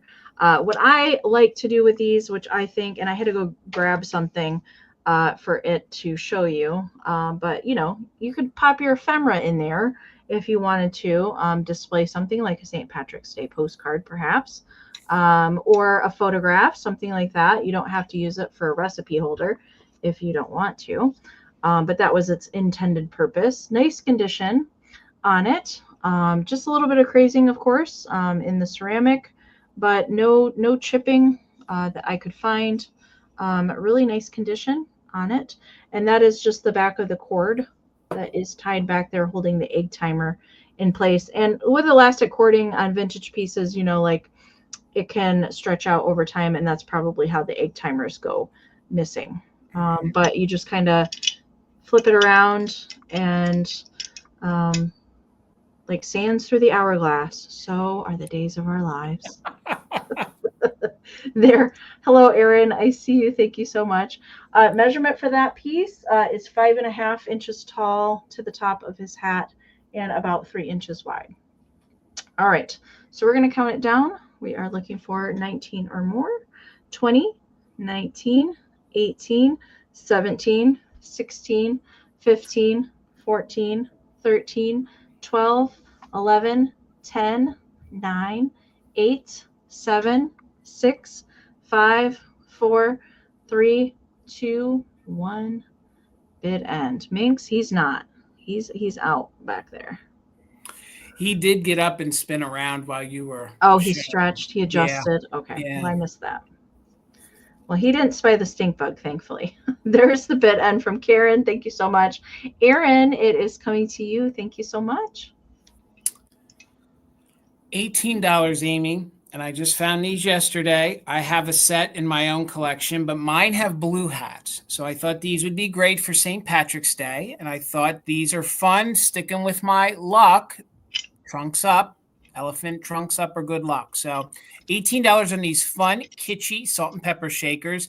These are kind of like the busts almost, or the heads like Amie has offered a couple times, but they did some animal ones. And these are salt and pepper shakers. So here, this is kind of his collar. That's kind of how he stands. So he has this fun green cap, great for your spring, great for your St. Patrick's Day displays. He has the 3-hole, very good condition, no chips or cracks. They are 3 inches. So they're 3 inches. And this is, let me get my board here and show you how they look when they display. I think they display beautifully. I think they're really sweet. She has sort of like a little Easter hat on, or almost a little bonnet, and they kind of tilt back. So she sort of has a bow, and he sort of has a collar. So these are fun if you guys collect kind of the drunk pink elephants, or if you love elephants, or just a set of kitschy shakers. So these are Japan, but they're not marked. I think back in the day they would have had a little paper Japan label, which usually they go missing. So these are the older, and it's a thicker, heavy porcelain, and they do have their original cork stopper. So that is not painted because that is a little bit of the raw porcelain so that they don't slide. My blue ones, I actually had to go double check to make sure that I had a set of these. I thought I did. Mine have the same exact hats, but mine are blue. Okay, so I do believe they made them in different colorways. So be right. Thank you so much. I see you're 18. You can see it has its original cork. And again, they did not glaze that so that they could sit on that part. So they went ahead, and you can see they have little lines in the eyes. It's very 1930s animation there. Some great eyelashes, fun little hat. They both have 3 holes, which proves that you don't always go by the 2-3-hole scenario with shakers. Some of these older ones, they had the same amount of holes all the way in both salt and pepper. Then some of them had smaller holes, and then you would know the difference. So there is no paint loss. That's just the way they painted it, with a little bit of white behind that. She has a little flower on her little hat. Again, super cute, fun little ones. Maybe if you're so inclined and you are artistic, you would want to add little bodies to them, but I don't think they need it. I think they're really cute. These do not have interlocking trunks, so they kind of look like they might want to, but they do not interlock. Are your elephants pink too? They just have different hats. Yes, mine are the exact same sculpt, same exact hats, except mine are blue hats. So, and I do believe they did come in different color hats too. I do think I've seen a yellow set of hats somewhere. So I do believe, I have never seen these. And I can't tell you the manufacturer, but I can tell you that they're that harder, heavier ceramic. And these are just so fun. They're so animated, no chips or cracks, and they just sit beautifully. And I decided to keep the blue ones because then I thought the red ones would look great for this time of the year in somebody's St. Patrick's Day display. They could be your lucky Irish elephants, or just in the spring, or just period. So let's go ahead and do a countdown. I see you, Sandra, in at 20. I saw you be right at 18. So we are looking for 21 or more on the set of salt and pepper shaker elephant heads. 20, 19, 18, 17, 16, 15, 14, 13, 12, 11, 10, 9, 8, 7, 6, 5, 4, 3, 2, 1. Bid end. Be right's in at 21.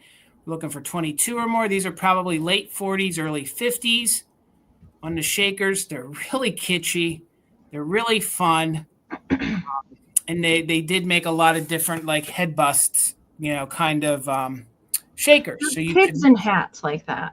Yes. Someone's on the move behind you. Sure.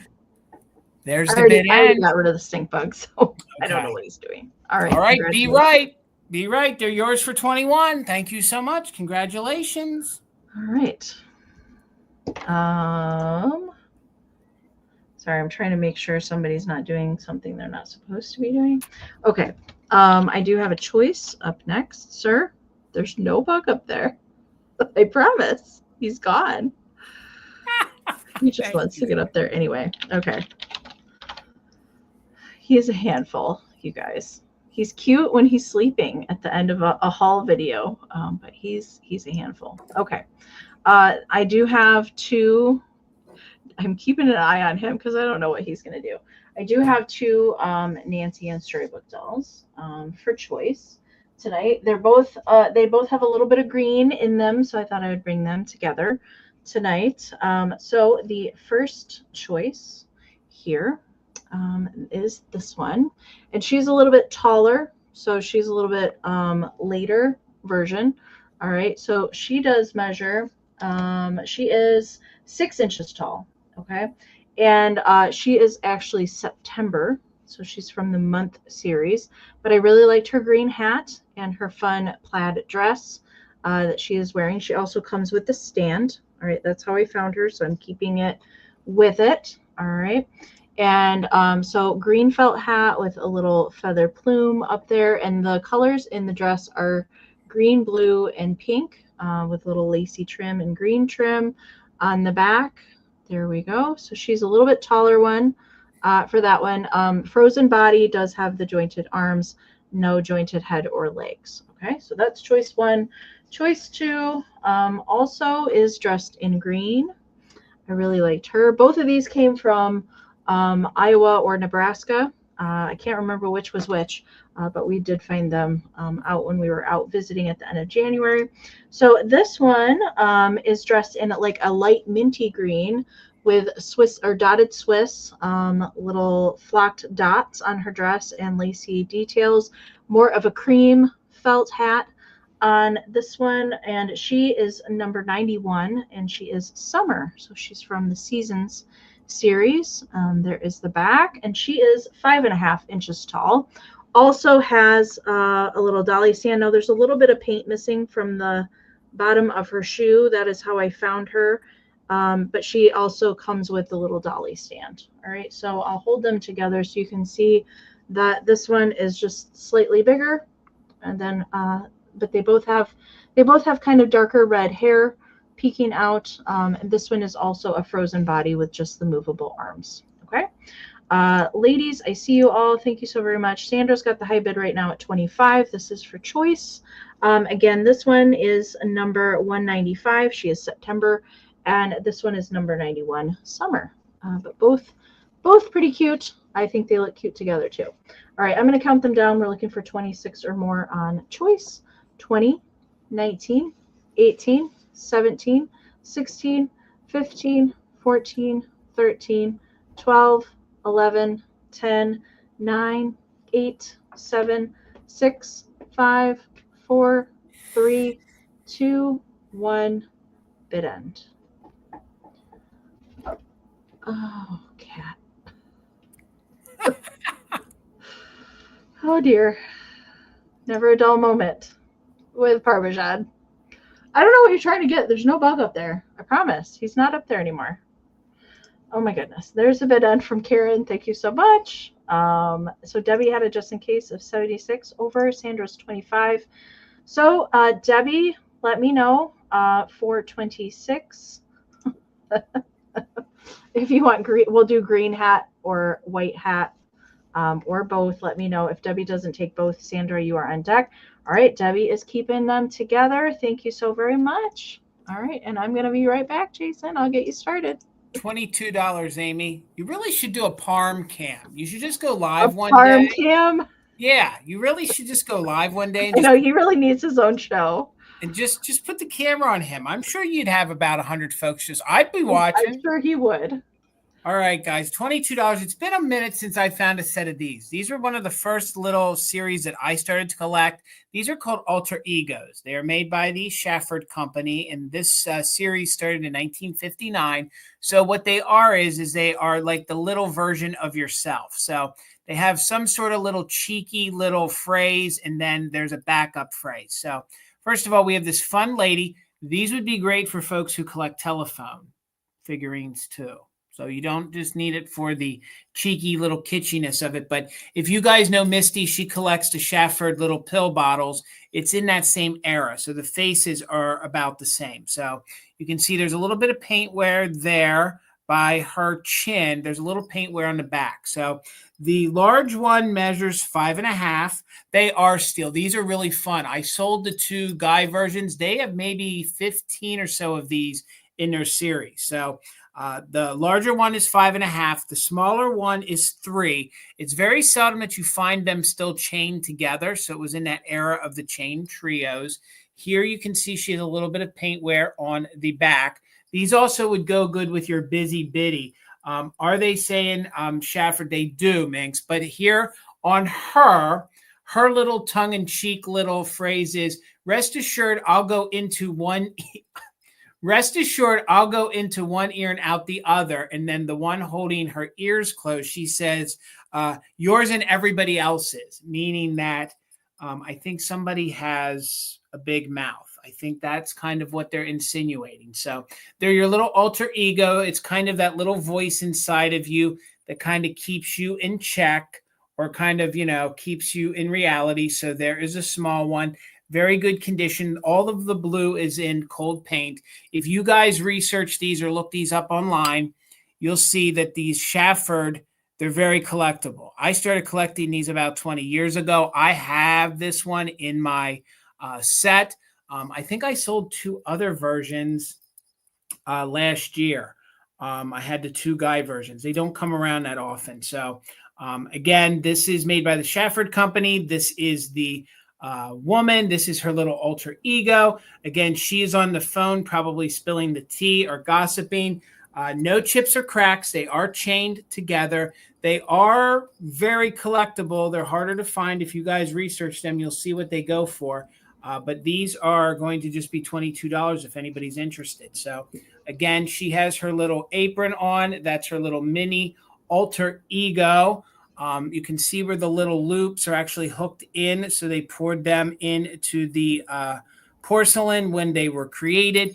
And then again, one more time, I'll tell you what the slogan says. It says, rest assured, it'll go into one ear and out the other. And then the little alter ego says, yours and everybody else's. Didn't you just find these over the weekend? Yes, I just found them yesterday. I saw your picture. I was excited because you don't find these anymore. I have never found those ever. I used to have to buy mine on eBay when I collected them. That's where I first got mine, and I can't afford them on eBay anymore. So they're always separated. You usually never find. Usually people have no idea what they are because you find just one. So if you find just one, it's like, okay, that's a cheeky little phrase. But then you realize that it's supposed to have a little mini-me version with it. So again, they're made by Shafford. They're pretty iconic kitsch. $22 usually these go for. Now they go for $60 or more.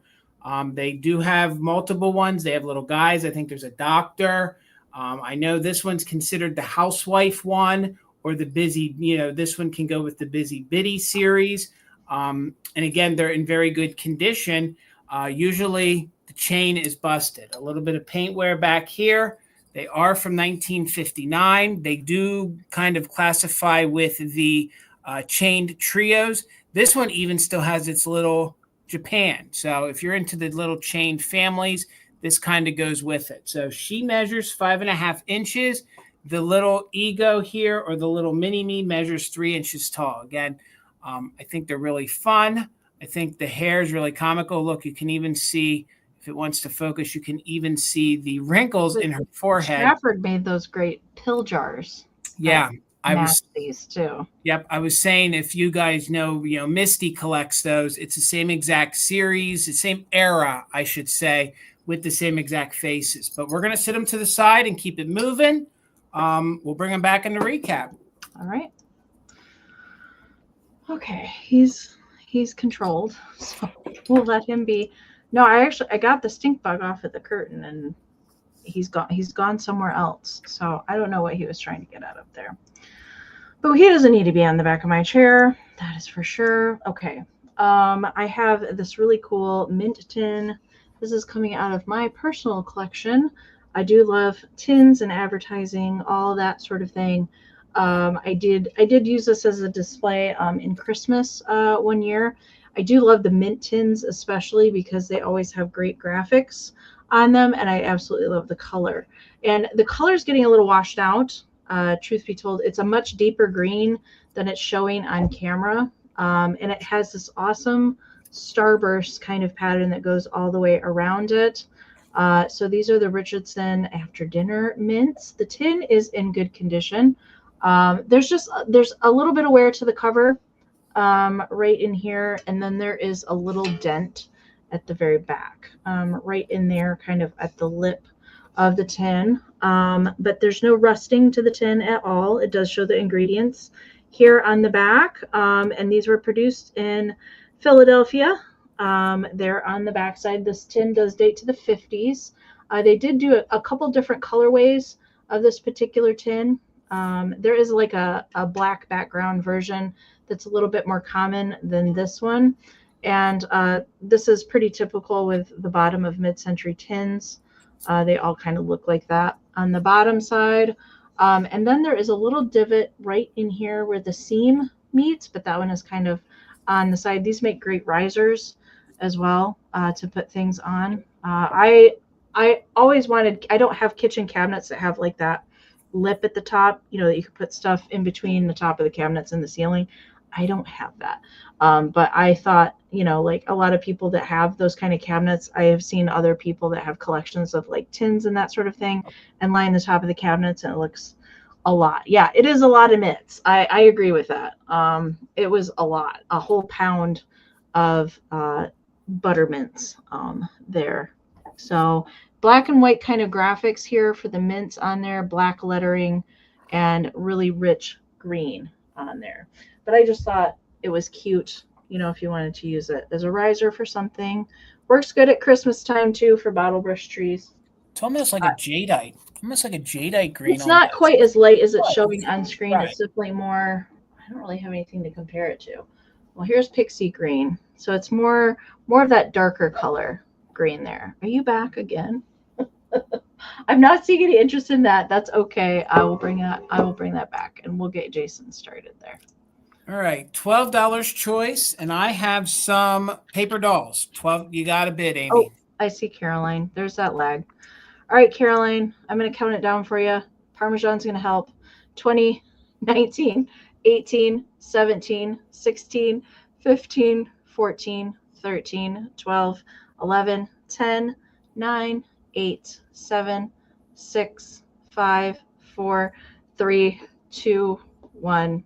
Bid end. That is for sure, Aaron. That's a good way to put it. These there's mints no are bug. He just wants there to be a bug real bad, but there's not. Okay, there is the bid end from Karen. Thank you so much. Lisa, your 19 did come in after the bid end. So Caroline, it is coming to you. Thank you so much. I'll get Jason back. And I have your choice at 12 ready to go. All right. I have some paper dolls. They're both made by Whitman. I believe these are probably both from the 1960s. So they are, I think they're pretty much complete. At least I know Sunny and Sue is. I think there was an original price tag up there. But for your $12, you get the original box. I think the fun graphics. You have fun little pupper in the back. This I thought would be fun to do whatever you want with these. If you actually want to use them or part this out and use this in some different displays. So for your $12, you're going to get the Sunny and Sue. They're two stand-up dolls. They're little kids. I thought that would be fun as a background in your, spring Easter displays. It's not split out. It's in super good condition. So there it is, Whitman's Publishing. It is Sunny and Sue.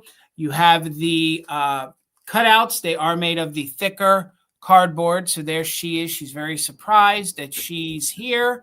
There you go. You can see she is the Sue. And the biggest point is they do have their original wafers that hold them. So you have that. Then you have Sunny here. Again, these are fun paper doll kits. $12 choice. There you have Sunny. You have his fun little wafer as well that holds him. And this one was not played with. So I'll quickly show you that you get the original sheet of all of the clothing for the youngsters to wear. So look at the snowsuit with the little snowman. No, I think that's super fun. The fact that this was never played with or never used. I know paper dolls a couple years ago, paper dolls were commanding high dollar, but I got these at a good price, so I thought I would start them just at $12 each. So There you have the fun little hat with the bluebird on. There you have her attire, and I think it covers pretty much all of the season. So let me open this up. Again, this one was never played with. So this doll set was never played with. You actually get 2 snow people. That's what I want to show you. You get one with the hat and then one with the little ski cap up there. So super fun graphics. I think paper dolls are fun to use in your displays. So there is your first one. So Nancy, I see you're 12. So then if you don't like the kiddos, but you like the more adult ones, we have, now these were cut out. So it's also made by Whitman. I believe it's the same era. We have the Teen Time. So I have both of these ladies here. Again, a lot of times when I find these, there's creases in the neck, issues. These are almost like new. So you're going to get both of the pinup ladies. And just like the children there, I have both of these little plastic Bakelite style wafers that hold them, okay? So the box on this is a little bigger. There is a little split in that corner. Maybe, nope, I think all other 3 corners are good. So that in of itself is fun to use in a display. Great graphics for that. And I'll quickly show you, I believe I have most of their clothing. So I have the nightwear, and of course, you can see where you bend, and then you can put it on them. Okay, so I have that. I have a clutch purse. I'll just quickly show you some of them. There's probably 20 dresses in here. So I have that. I'll leave a couple of them up to the owner so you'll be surprised. So all this fun different attire. Again, I believe that they're both complete. The children never cut out. These were cut out, and these were cut out well. Sometimes when you find these, they did a sloppy job cutting them out. These are done really, really good. So I have a ton of dresses. I have some accessories. Here, I'll show you another accessory right here. So I believe this is one of their purses. So we have basically dresses and purses. So I'll show you one more here. And then we will get ready to do a countdown. There you can see there's the bottom. So Robin is in at 13. Here's another one of their, here's 2 of their dresses. So we'll hold them up at the same, actually, yep, here. So there you can see there's one dress.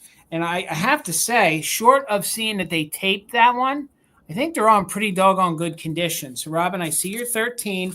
So then what we're going to do is we're going to call it teen or children. So let me put it back in the box here, and I'll show you the covers, and we're going to do a countdown. So Nancy, thank you so much. I see you're 14. So we're looking for 15 or more. Again, it's going to be choice on the paper dolls. You'll either pick, and they're both made by Whitman. I believe they're from the 1960s. So it'll be choice between children or teens. So 15 or more, 20, 19, 18, 17, 16, 15, 14, 13, 12, 11, 10, 9, 8, 7, 6, 5, 4, 3, 2, 1. Bid end. Again, they at least have all the main characters in each one. The children have never been cut out. I think all of the dresses are accounted for here in the Teen Time. Those graphics alone, just the boxes, I think. The boxes are fantastic by themselves. And they're both made by Whitman Publishing, which we know they were a good publishing company. So Robin at 15 choice, you get first choice. Let me know, did you want teen or children, or kids, anything, just so I know the difference. Children, kids, or teen.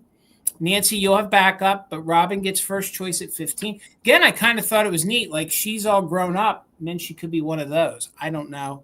I just think they're fun, and I never find them this clean or this nice. So the teen one is coming to you, Robin. Thank you so much. So Nancy, for 14, did you want the unused, the new, pretty much unused in box?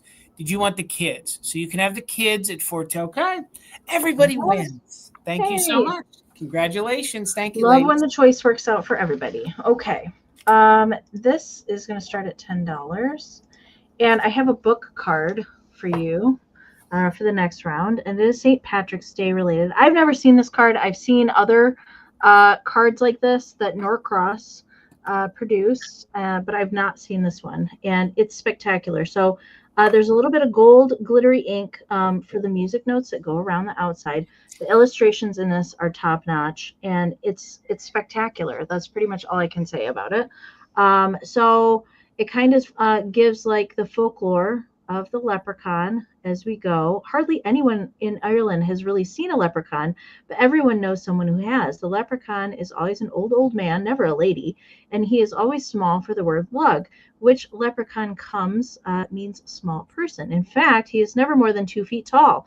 Everyone claims that he wears a red jacket, bright red breeches buckled at the knees, and a cocked hat. Once the leprechaun played a serious role in Irish life, he was considered a descendant of the shoemaker gods, and they in turn were representatives of the sun god. The leprechaun was treated with all the reverence due a god. So you can see he is making a little shoe there, sitting on the 4-leaf clover. And let me get caught up on the chat. Thank you all so much. All right. And then we have the missionaries came to Ireland. That whole story. During the day, the leprechaun was a serious shoemaker, busy at his last, but in the evening, that was when things began to happen. The pot of stew on the stove vanished. The apple rose from the hand that clutched it and flew up in the air. The shamrock in the lapel sang an Irish tune. Nothing really harmful, just a bit of mischief that was proof that the leprechaun hid nearby. And here is this. And always on dark nights, when folks sat around the fire, no stories delighted them more than the tale of some mischiefs performed by the leprechaun. And so, in the name of all the leprechauns of Ireland, a happy, a lucky, and a happy-go-lucky St. Patrick's Day to look at the anthropomorphic shamrocks singing. I love this. And then on the back, I also really liked this. It says, "Hi, roommate. I enjoyed the story and thought you and your pupils would also enjoy it. So I think maybe teachers, may your dress in green bring you much luck and much happiness. Love, Fanny." You can see it's a Norcross card there on the back. I loved it. I learned something I didn't necessarily know about leprechauns, so I just really like that. I thought somebody else would as well. MJ's in at 11, so we're looking for 12 or more. I am going to count it down. 20, 19, 18, 17, 16, 15, 14, 13, 12, 11, 10, 9, 8, 7, 6, 5, 4, 3, 2, 1, bid end.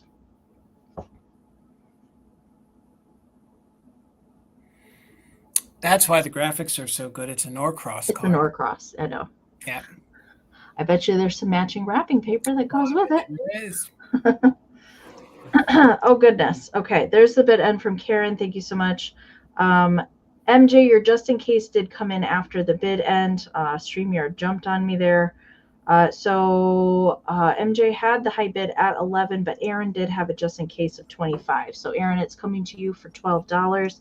Thank you so much. All right. $18, Amy. $18, Amy. And they did a series of these, or they did the same sculpt and they did it different. Sticking with my elephant and lucky trunks up, it is reading true to color. It is bubblegum pink. It is made by Napco. The sticker is still there, but it is super, super faint. You can just make out the Napco part of it. So this is a fun elephant planter. It is in that great 1950s speckle that they did, 1950s or 60s. Again, this would look great in a mid-century decor if you guys collect pink elephants, or you just love something that's lucky with the trunks up. So it is a planter. It's very clean on the inside.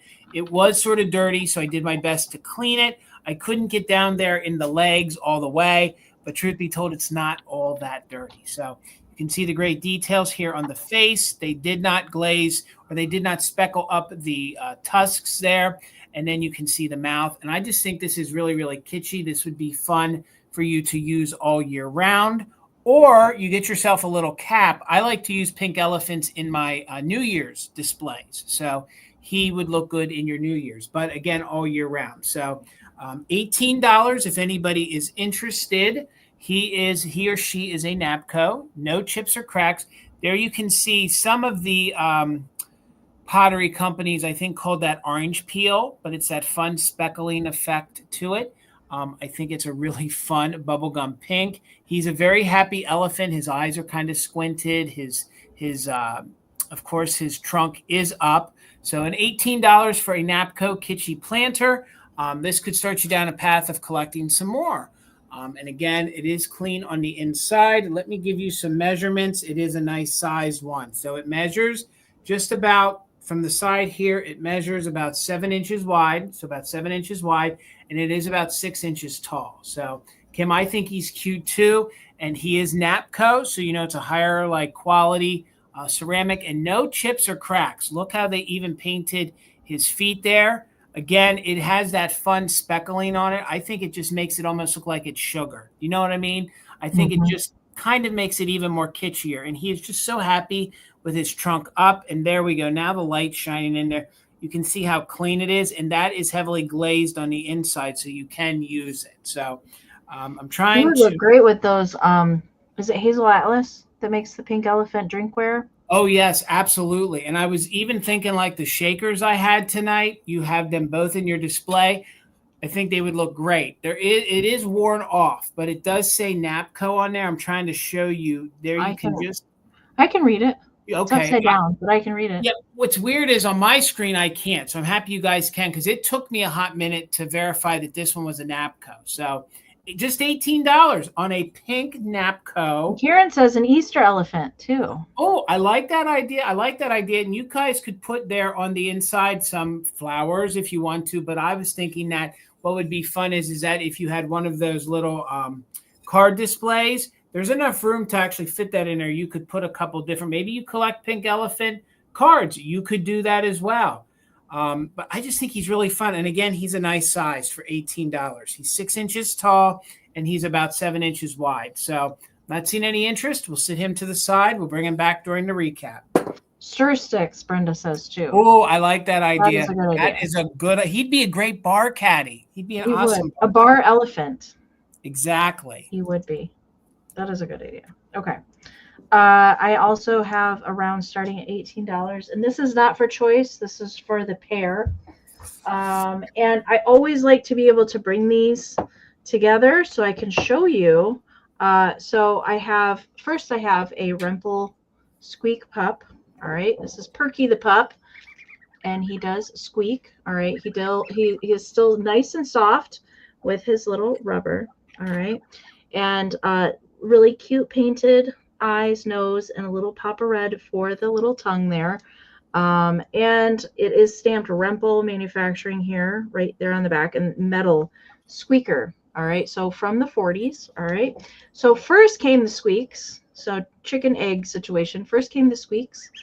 And then Diamond Pottery made their pottery pieces molded directly from the Rempel squeak toys. So this is the Diamond Pottery. So they're going to come together because I can't help myself pair things together. And even down to the little stamp here on the back, just the same place as it is on the squeak. It's stamped Diamond Pottery Rempel here on the side. There's no chipping to the pottery piece. And I love that they sculpted this with the little paw up in the air.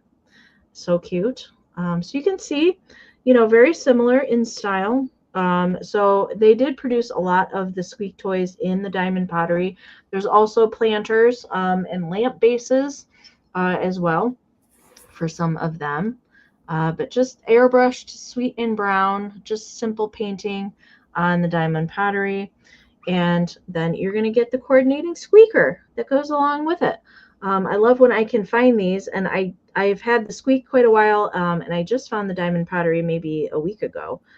So I thought I would bring them this week. You didn't know that, Erin? Yes. So both from the same time period, but the squeaks did come first, both designed by Ruth Rempel, if you're not familiar with that. So yes, there's Mama Pam is collecting the Diamond Pottery. Currently, she already has Perky the pup. But there's several of these out there, and the bigger style planters, most of those are Milky the cow or the horse in the planters. I have never seen any of the other animals in the planters. And then there's lamp bases as well as of some of the other animals. But it is for the pair, both the squeak and the Diamond Pottery. Milky is your favorite, Dusty. I don't know if I have a favorite of them. I like them all. But I will bring these guys back at the recap, and we'll get Jason going here. I was asking Amy, did they do planters? Didn't they make planters? They did do planters, Okay. yeah. Right. Yeah. So you But could get this. like I've never seen any with, you know, the dogs, the cats, the duck, the chicken. It's always the horse or the cow for the planters. Yeah.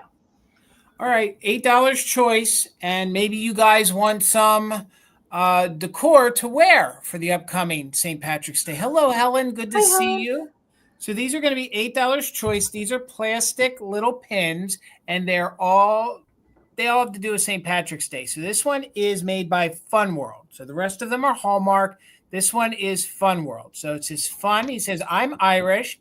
He's this fun little leprechaun. And of course, these are all like 80s style things. I think they're all from the 1980s. And they're just fun little pins. So you could give these as a gift to somebody. Maybe this would make a great St. Patrick's Day gift.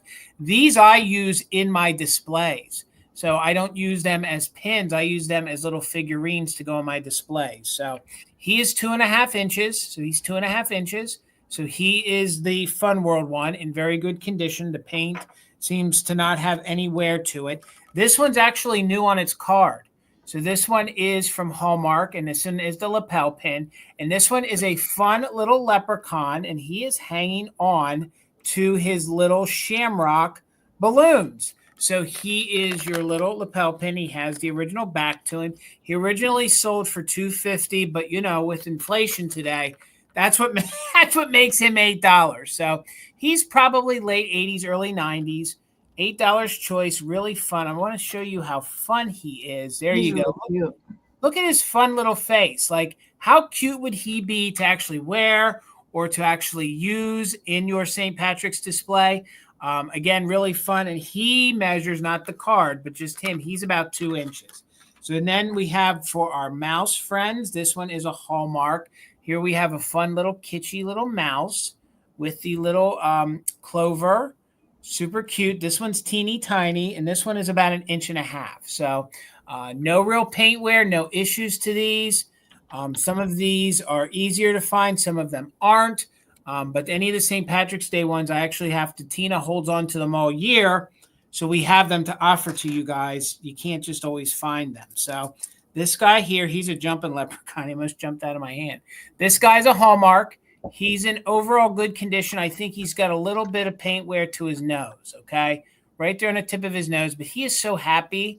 And I think he's like an early 90s one. Look at his boots. Like, he's just a happy little leprechaun. He's doing a jig. He is, and he's marked Hallmark. So he is a Hallmark one, and he measures 2.5 inches tall. So these are fun to actually put in the front of your flower frogs, and then you can put maybe some ephemera behind them. You can actually wear them. You can gift them, and they're $8 choice. So we'll quickly go in reverse. $8 each. This one is Leprechaun. So he would be, if anyone's interested, he would be Leprechaun.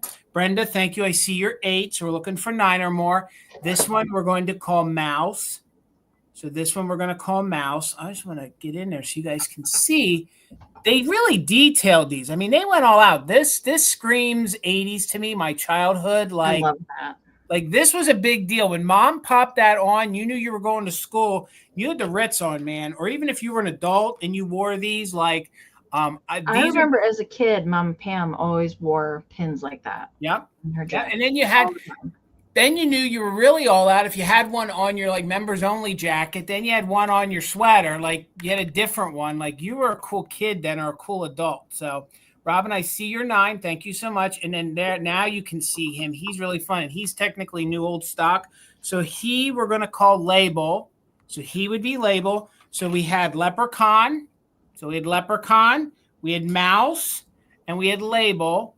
And then this guy's going to be Fun, because he's Funland, but he looks like he's fun. So, and he's like a little guy. He's like almost a little kid if he wants to focus here. Come on, camera, you can do it. There you go. Now you guys can see. So it'll be Fun, Lapel. I think I said Label. It's going to be Fun, Lapel, Mouse, or Leprechaun. So Brenda's holding it at 10. Let's count them down for 11 or more. 20, 19, 18, 17, 16, 15, 14, 13, 12, 11, 10, 9, 8, 7, 6, 5, 4, 3, 2, 1, bid end. This one does have the metal back on it. All of these are in good vintage condition. The only one that would have wear, I think it's probably from the way he was stored, he's got a little spot on his nose. But other than that, I think they're all really cute. They're all tiny, 1.5 to 2.5 inches. So there's our bid end. Thank you so much, Karen Jean. Karen, thank you so much for being our official mod and bid ender tonight. And Ruthie, thank you too. Brenda, let me know what you were interested in. You get first choice at 10. So we got Leprechaun. We have Mouse. All of them? All right, Brenda. Thank you so much. They're all yours. Congratulations. I appreciate you. That makes the choice really easy. Congratulations, Brenda. Okay. This next round is for the pair. So you're going to get both of these. This isn't for choice, and I will show you why. Okay. So one of these came from Elkhorn, and the other one I just found not too long ago. And I picked them up so they could come together because one does have a repair. Okay. These are Lefton Pixies. All right. This one here has a repair, although looking at it, I don't know if you can tell where it's been repaired, but I will show it to you. So this guy here does not, this right here is like where paint didn't take on the collar. It's not a chip. I can't feel a chip with it. It's just like where the color glaze didn't stay. So this one is fine. No damage to him. This one does have a repair, and I will show it to you. So it is for the pair, and I'll get caught up on the chat. Thank you both. Okay. So I had to double check I was grabbing the right one. All right, so it's been repaired at the leg. Let's see. Okay, so it's been repaired at the leg, and it's kind of right in here. It's blended in pretty good, but now if you tilt it, you can see where it comes together right there. But when it's sitting, it's not super easy to identify. And I'll turn it to the back. And there is the line right there, kind of like at the edge of the hand, I guess is the best way that I can describe that. But it really does not show that much. But because he did have some damage, that's why I'm including him with his brother. So these are little Leprechaun Pixies. They do both have little shamrocks on their hats. There are a couple other poses of these Lefton Pixies. There is the bottom. One still has a Made in Japan sticker there on the other, and the other one does not. All right. So you're going to get the pair. They do measure 2 3/4 by 3 1/4 inches tall. Okay. So they're just happy little guys. They're very flexible as well. Okay. Let me get caught up on the chat. I see Philomena right now has the high bid at 19 for the pair. And I'm going to count these down: 20, 19, 18, 17, 16, 15, 14, 13, 12, 11, 10, 9, 8, 7, 6, 5, 4, 3, 2, 1. Bid end. I love the faces on these. These are really good. I've never seen these before. These are really, I love those faces. I wish they had like a Valentine's Day version of these kids. I do too. I have never seen Valentine ones like that, but they did make regular Pixies in kind of this style. Okay, there is the bid end from Karen. Thank you so much. So looks like Caroline had a just in case of 25, but Nikki Moss had a just in case of 39. So Nikki, they are coming to you for 26. Thank you so much. All right. $10, Amy. $10. And I know we have some Disney lovers, so I'm trying to remember to bring some Disney. So for $10, I have this large golden book. You can see how vibrant it is. The book seems brand new. Honestly, I don't think it's ever been really read or used that much. The spine seems very stiff. This one is the 36th printing. So that they printed this for a long time. I don't think it means it's the large version that they printed this one for 36 times, but I think it includes the smaller golden book and this larger one. So, but this one was printed in 1976. So first of all, it is the larger golden book, which these are very collectible. The larger measures 12 12.5 by 9.5. So there you can see there's no damage to it. There's no denting to it. This would make fun just to have in the backdrop of your Disney collection. And who doesn't love some Peter Pan? It's one of my favorite cartoons. It's one of my favorite ones. So here, I actually sold a game about a year ago with Amy, and this is exactly what the board looks like, which is the, I guess, what is it, Fantasy Island? That's what they lived on, right? Fantasy Island? So. I think it was Fantasy Island. My favorite depiction are the mermaids. I think that's really good. So even if you wanted to open up, I have to actually struggle to open the book. That's how stiff it is. It's like new. So $10. If anyone even wants to start a Disney collection or a large golden book collection, it's in very good condition. No one has written in it. It is. We didn't have to do the math, Karen. We didn't have to do the math. So again, if you guys know the story, you know the illustrations. They're pretty timeless. Sometimes these golden books start to yellow after a while. There's no yellowing at all to this one. It's good and crisp. Neverland. That's it. Winner, chicken dinner. Winner, chicken dinner. Hey, it's been a long day for both of us, and then we're trying to remember all of that. Honest to Pete. So $10 on a golden book printed in 1976. Again, I'm going to show you guys just some of the illustrations on the inside to show you how crisp it is. Like I said, there's no yellowing to the pages. This is not a book that I would recommend junk journaling in. This would be a book that I would recommend actually maybe gifting to a youngster. I remember coming up on Easter, I remember some of the favorite things I got at Easter time was my mother would put golden books in, or the Easter bunny would put the golden books in a Easter basket. Mm-hmm. So I was thinking that if somebody had maybe a grandson, granddaughter, a child, niece, or nephew, maybe you wanted to gift this to them for Easter, just $10. So here you can even see how white the back of the book is. So, and then here's the very end. So not seeing too much interest, so I won't go through it all, but $10 for a 1976 Disney. It is a golden book in very good condition. You can see that there's not even, a lot of times when I find these, there's a lot of disintegration that occurs right here where it meets the spine. There's absolutely none here. You can see how new and crisp the spine looks on it. And again, it is the hardcover golden book in really good condition, 12.5 inches by 9.5. So let me get in here so you guys can see. Who doesn't love some Peter Pan and some Tinkerbell? Again, all those little youngsters, kind of a timeless book. And I also take it that they're changing some of these illustrations for some of the different movies in Disney World. So some of this isn't going to be anymore. I don't know if this exactly is one. And but I know they're changing some of them. I'll show you one more thing, and then we'll do a countdown. I love the mermaids. Yep. I was just going to say, I wanted to save the best for last. I showed you the smaller version of the inside, but there's the back, and then you could actually display this like that. You know, like Tina has her cases with her fish and her mermaids in. You put this in the back, and then you do your display with your things.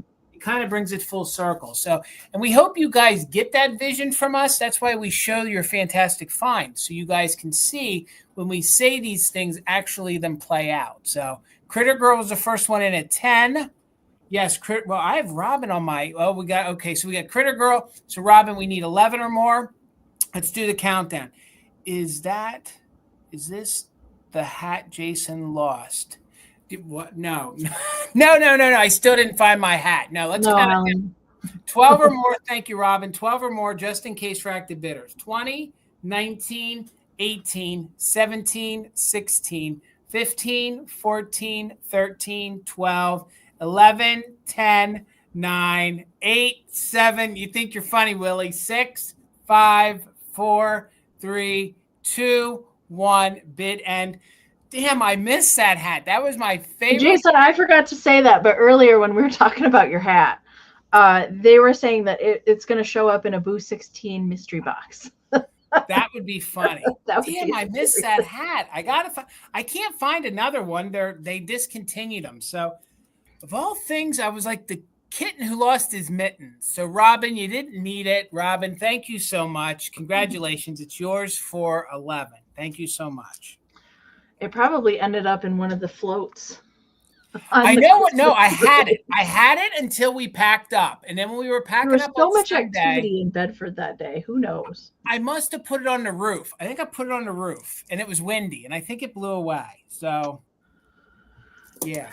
All right, this is our last round, you guys, and then we will do our quick recap and then move into our community share. My last round is a book, and it is Rhymes for Kindly Children by Ethel Fairmont. And there are several different variations of this particular cover. Man, words are tough tonight. And this is the black and silver version. There are different colorways for this as well. But I'll open this up. Really cute inner cover. Love the illustrations on this as we go along. So the premises of this book, there's poems in here that are meant to teach a lesson for each one, or they have kind of, it makes you think about it kind of thing. The illustrations in here are by Johnny Gruelle. If you're not familiar with that name, Johnny Gruelle, that is who illustrated the Raggedy Ann and Andy books. Okay. So the rhymes in here are by Ethel Fairmont, but illustrated by Johnny Gruelle. And this particular publication is from, it's the 1937 edition. So it's been revised. So it's not the first edition, obviously, but here are the front set, the preface, preface. So many things a child should know, but first he ought to learn that kindly children live to love, and joy is their return. Now he who would be very kind perceives his brother's needs, and every signal of distress his loving spirit heeds. Those children who are taught to love and call all creatures brothers soon grow to be more thoughtful of their mothers and all others. Okay, so that's kind of like how the rest of the book is. I did mark a couple of my favorites that are in here. I'm not going to show everything that is in the book. All right, a relatively good condition, just a little bit of wear. Okay, and this one's called The Road to Happy Town. All right, I liked this one. Is it far to Happy Town? Not so very far. More depends on how you feel than on where you are. First, you ought to check your frown, leave behind your care. When you've done these two small things, you are almost there. Hum a jolly little tune as you go along. Nothing leads to Happy Town sooner than a song. So there's happy ones. There's ones that make you think. Then this one I really liked as well. I also liked the illustration that went along with this one. Amy, what's the copyright? They want to know what the copyright is. This edition is from 1937. Okay. So you guys want to do the Roman numerals here for me? The first edition is MCMXVI is the first edition. But this is 1937 edition, so it's not the first one. Moon wishes. I've been told if you wish on a moon that is new, all of your wishes are sure to come true. We can't be quite certain, but let's have a try and toss some good wishes up into the sky. A sweater for Bobby, a glider for Ted, and Henry, I know, has been wanting a sled. And maybe I'll wish for one thing just for me. Now, wait, let me think. What? Oh, what shall it be? I can't make a choice, so I know what I'll do. I'll wish that your wish is the wish that comes true. I really liked that one. So I will save the rest for the new owner, but it is a really nice book. Really beautiful illustrations that go along when they're in there. And I'll show you the last one as we count it down, and you can read it for yourself. 1916. Thank you, Dusty. I appreciate that. Okay, so Robin was in at 16. Thank you so much. And we're looking for 17 or more. 20, 19, 18, 17, 16, 15, 14, 13, 12, 11, 10, 9, 8, 7, 6, 5, 4, 3, 2, 1, bid end. Sorry, Amy. I wanted them to know in case I was making them bid, knowing how old it was. So I wanted to make sure. All right. Robin's got a just in case in there. So does Ruthie. And there's the bid end. There's the book bid end. Thank you, Karen, so much for your help this evening. So Ruthie had a just in case of 19. Robin had a just in case of 34. So Robin, it is yours for 20. Congratulations. Thank you so much. All right, Jason. $10, Amy. $10, Amy. And I don't know why I brought him. I just thought he was fun and a goober. And Cheryl, before I show him, it's actually the doggone hat that is in all of the pictures. If it isn't this one I'm wearing, it was the gray one. So I'll post a picture of it. So if y'all see one, you let me know. So, but I know a lot of folks in our community love to collect the kids' toys. This one is not celluloid. This one is plastic. I think he is really fun. He's kind of goofy. He's like a big old weeble wobble. He has his fun hat on. He is actually marked Hong Kong. So he's actually marked Hong Kong. I don't know if it will focus there for you guys, but he is made in Hong Kong. I think it says copyright Hong Kong.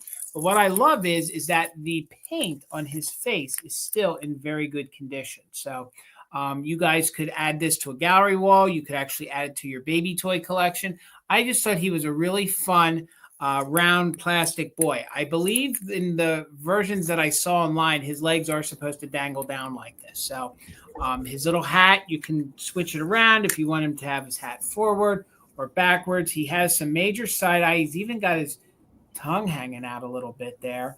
And he has his fun suspenders and his fun little bow tie. He does not fluoresce under black light. He looks like he's made of fishing. He kind of does, Nikki. He kind of does. I think this is the same manufacturer that makes the big roly-poly. I think so. Roly-polies. But I kept looking at the back here, and I believe the back says Hong Kong. So there is a little bit of glow to him. I'm trying to see if I could find... It just says made in Hong Kong. That's all it says there on the back. I can't remember that manufacturer name. I can't either. I just thought he had a great look, and I know a lot of my brain, and I can't think of what it is. I know a lot of folks in our community love the baby toys, but I just had him sitting around for a while, and I thought it was about time that I offered him up. But he does look like he's got bobbers, Nikki. I don't know if that's a good thing or a bad thing. So, woo! The head is movable. You can move the body around a little bit. You can move the arms down a little bit. He's just a really cute, kitschy little baby toy and in really good condition. He still has his original little ring up here at the top. Maybe a slight bit of fading when you take the hat off, or maybe it's a little that maybe that's his hair. That's not discoloration. That was his hair. They colored that for the hair, and then you put that on top. So he measures about 10 inches long. So to my best measuring on him, he's 10 inches long, and I do believe that his string is original to him. So Miss Whittle one, I see you in at 10. We're looking for 11 or more. And again, you can do all sorts of things. It is like the thicker, hollow plastic, and you can make him dance and do all sorts of fun things. Have hours of fun with him, made in Hong Kong. So we'll count him down: 20, 19, 18, 17, 16, 15, 14, 13, 12, 11, 10, 9, 8, 7, 6, 5, 4, 3, 2, 1. Bid end. See, he's looking around for my hat. I'm looking for Jason's hat. I don't see it. Is it over here? Or is it over here? I don't see my hat. I should have never said anything. I just Lisa, next time I go down to Bedford, I should make some missing posters with the little pull tabs. And put your email on there. You sure? Yep. Wanted, missing. Jason, Mother Tucker's ball cap. So Miss Whittle one, he is yours, and he's so happy he's going to dance a jig. Thank you so much. Congratulations. All right, we are going to move into our recap. So we will bring back anything that was not claimed during the sale one more time. And we will do quick claims on these items. So if you want to claim something, make sure to put in the item plus the price so that we know what you're trying to claim. We will do a brief description. If we do see more than one person that is interested in it, we will do a quick countdown. It will turn into a regular bid round, just in cases can be in play, all of that. But just make sure that you put the item plus the price so that we know what you're trying to claim. All right. Jason, do you want to do yours first? You go ahead. Do you want me to go ahead, mine? Amy. Yep, you got it. You go for it, Amy. Okay. I've got two things. I have three. Okay. Yep. Okay. All right. So the first thing I have was the Napco Southern Belle planter. All right. She No chips, no repairs on her. All right, she does have some crazing present in the glaze. A little bit harder to find piece. There's a series of these Southern Belle ladies, very similarly fashioned, just different poses. The thing with her, she's got staining inside of the planter. I did clean this. I got a lot of it out, but there is still some that remains, but you cannot really see it front ways on. You really have to kind of tilt it back to see any of it in there. If it were me, I just would put some flowers in there and just totally cover it up. She was 28 for her. She is Napco, does not have the foil sticker there on the bottom. So you could type in planter 28. Planter 28 if you want to claim her into the chat. And the other thing I had was, the pair of Diamond Pottery and Rempel. Perky the Pup, little pieces. So this was for the pair of the Diamond Pottery, based off of the Squeak toy from Ruth Rempel. So you're going to get the pair. Squeaker works on the Squeaker and no chips on the pup. So it was 18 for the pair of these. So you can put puppy 18 if you want to claim the pair of those. Puppy 18. And if anybody is watching on the replay, anything that we bring back, you can always email either Jason or I to check and see if something is still available. All right. Thank you guys so much.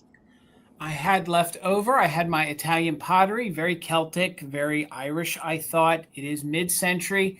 I've seen enough versions of this and sold this style before that I am 100% certain that this is made in Italy. It would have had it written on the bottom. It's $22 if anyone is interested. It has a very heavy brutalist style glaze here in the middle. Sort of has a little bit of a Potosi feel to it, but it is an Italian vase. This would look great all year round in your mid-century decor, or I thought this would look really good in a St. Patrick's Day display, a very modern, very mid-century style display. So it's very clean on the inside. It is a nice weight. There are no chips, which is something that does happen a lot with Italian pottery. So there are no chips. There's different sculpts in this that you could get to marry with it, to add to it. $22. You just put vase, $22, and you could have a piece of mid-century Italian pottery. So 22 vase. For 22 as well, I had my Shafford alter egos. This was a series they did. They started it in 1959. I think they did 58, 59, and 60, I think, because I think some of mine have 60 on them. So, but this one's 1958. Sorry, beg my pardon. This one's 1959. So they're the alter ego, very good condition. She says something, and then her little mini me, of course, says something back to her. So it says, rest assured, it'll go into one ear and out the other. And then the little alter ego that keeps us all in check, the little voice in our head says, yours and everyone else's, insinuating that she might have a big yapper. So we'll just put lady 22. These are very collectible. If no one's interested in this tonight, at least I want someone to learn about these. And if you see these, pick these up, because these do go for a lot of money. So it would be 22, and you could put lady, 22 lady. If you see them, especially that they're still joined, please pick them up, because usually they get separated and you don't know, or they don't make any sense to people. So 18 on the pink elephant. This is Napco. It is a very nice large planter, probably 1950s, especially with that size Napco sticker on there, probably latter 50s. Trunk up means good luck. It is very, very pink. And I forget who said it, but I do like the idea of using this as a bar caddy. This would be phenomenal in with your pink drunken elephants. You could definitely put a lot of stirs in there, maybe your little tiny straws in there, stirs, whatever you want. And he's really cute. Get yourself a little top hat on him. He would be your New Year's pink elephant. So he measured 6 by 7. 6 by 7.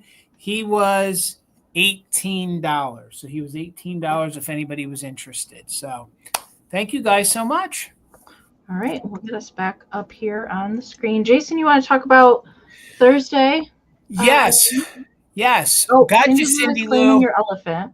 Got you, Cindy Lou. Oh, wait, you actually got two. You got two in there for the elephant. All right, let's just be fair and do a quick countdown on that. So we'll count it down.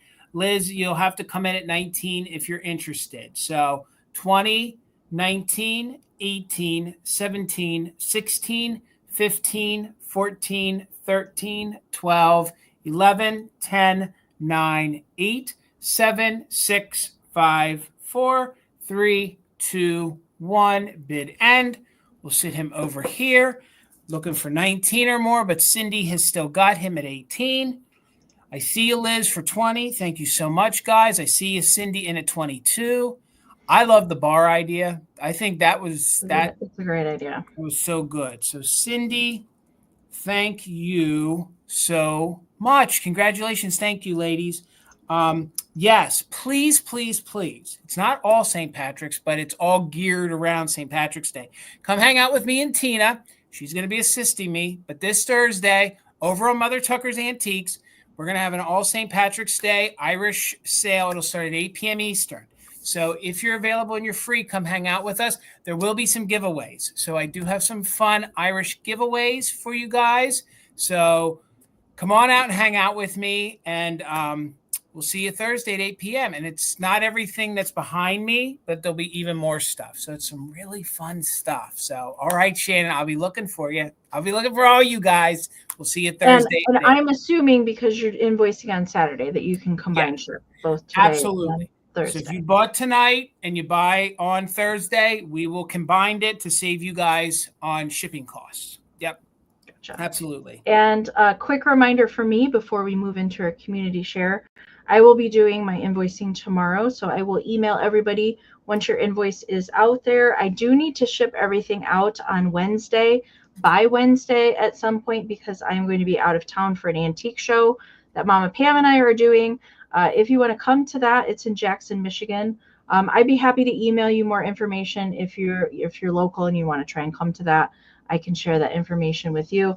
But that's why I need to ship everything out on Wednesday, because then I won't be back until late on Sunday. Okay.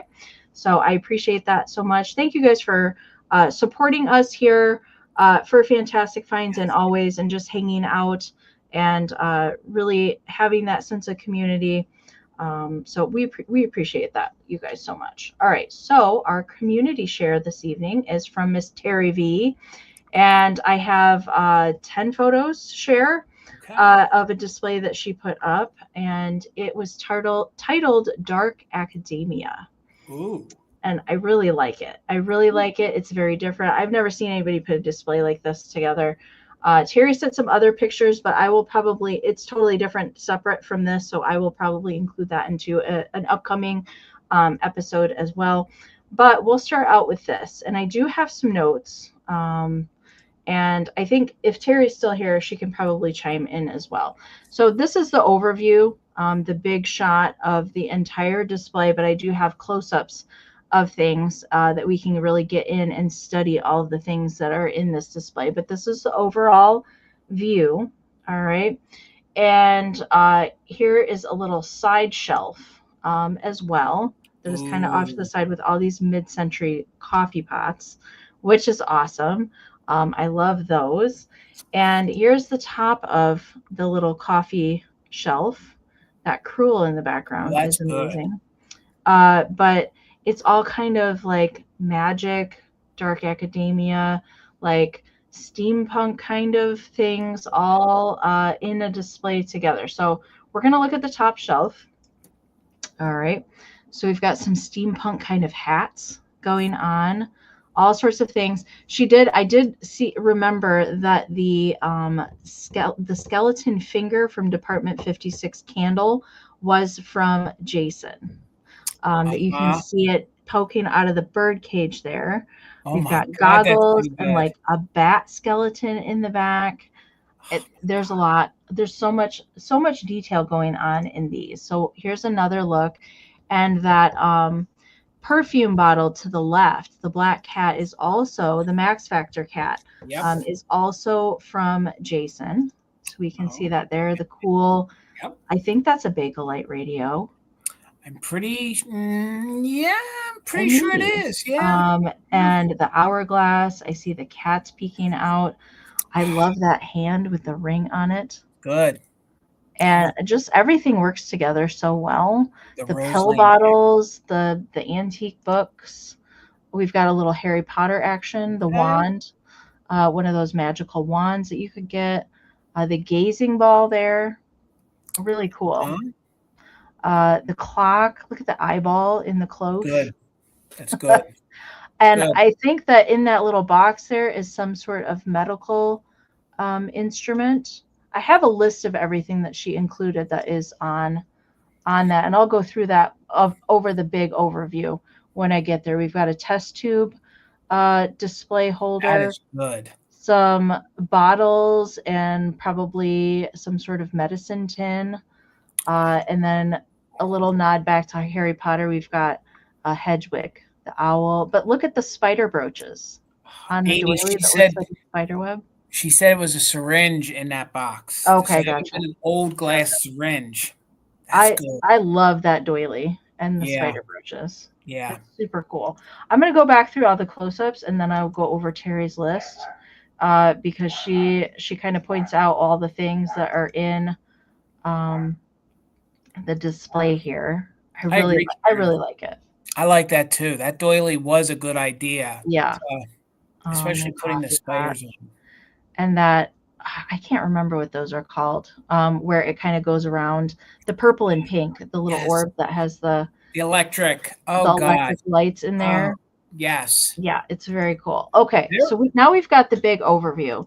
So I'll go over her list. So the ruby red Pyrex beaker, a vintage microscope, static electrostorm ball. That's it. That's what I couldn't think of. That's it.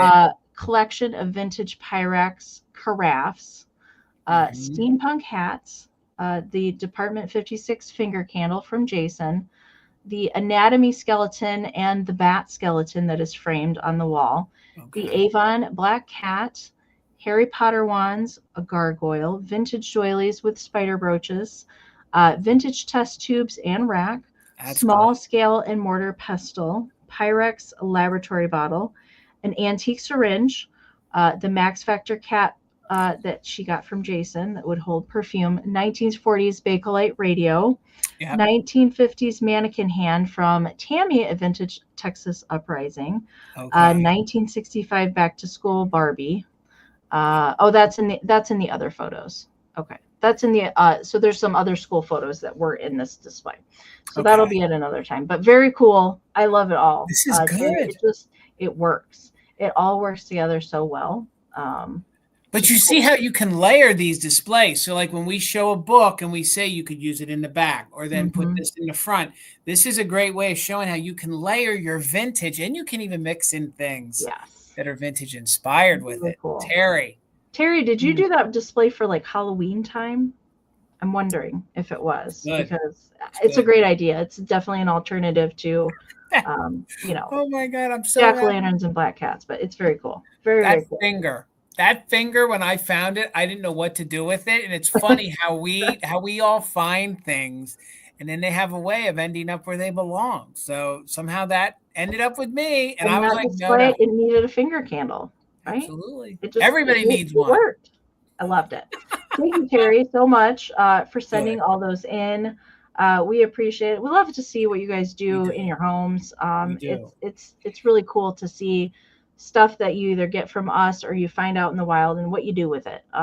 That's kind of the point of our community share, and to give you guys more ideas on what you can do with vintage or vintage inspired. I mean, the Harry Potter things obviously weren't vintage or antique, but they worked. They worked really well. So thank you, Terry, for that. Yes, it was. She said yes. It was October Halloween display. Very cool. All right. Thank you guys again so much for hanging out with us as always. Next week, we will be back at our regularly scheduled time on Thursday at 8 p.m. Eastern for fantastic finds.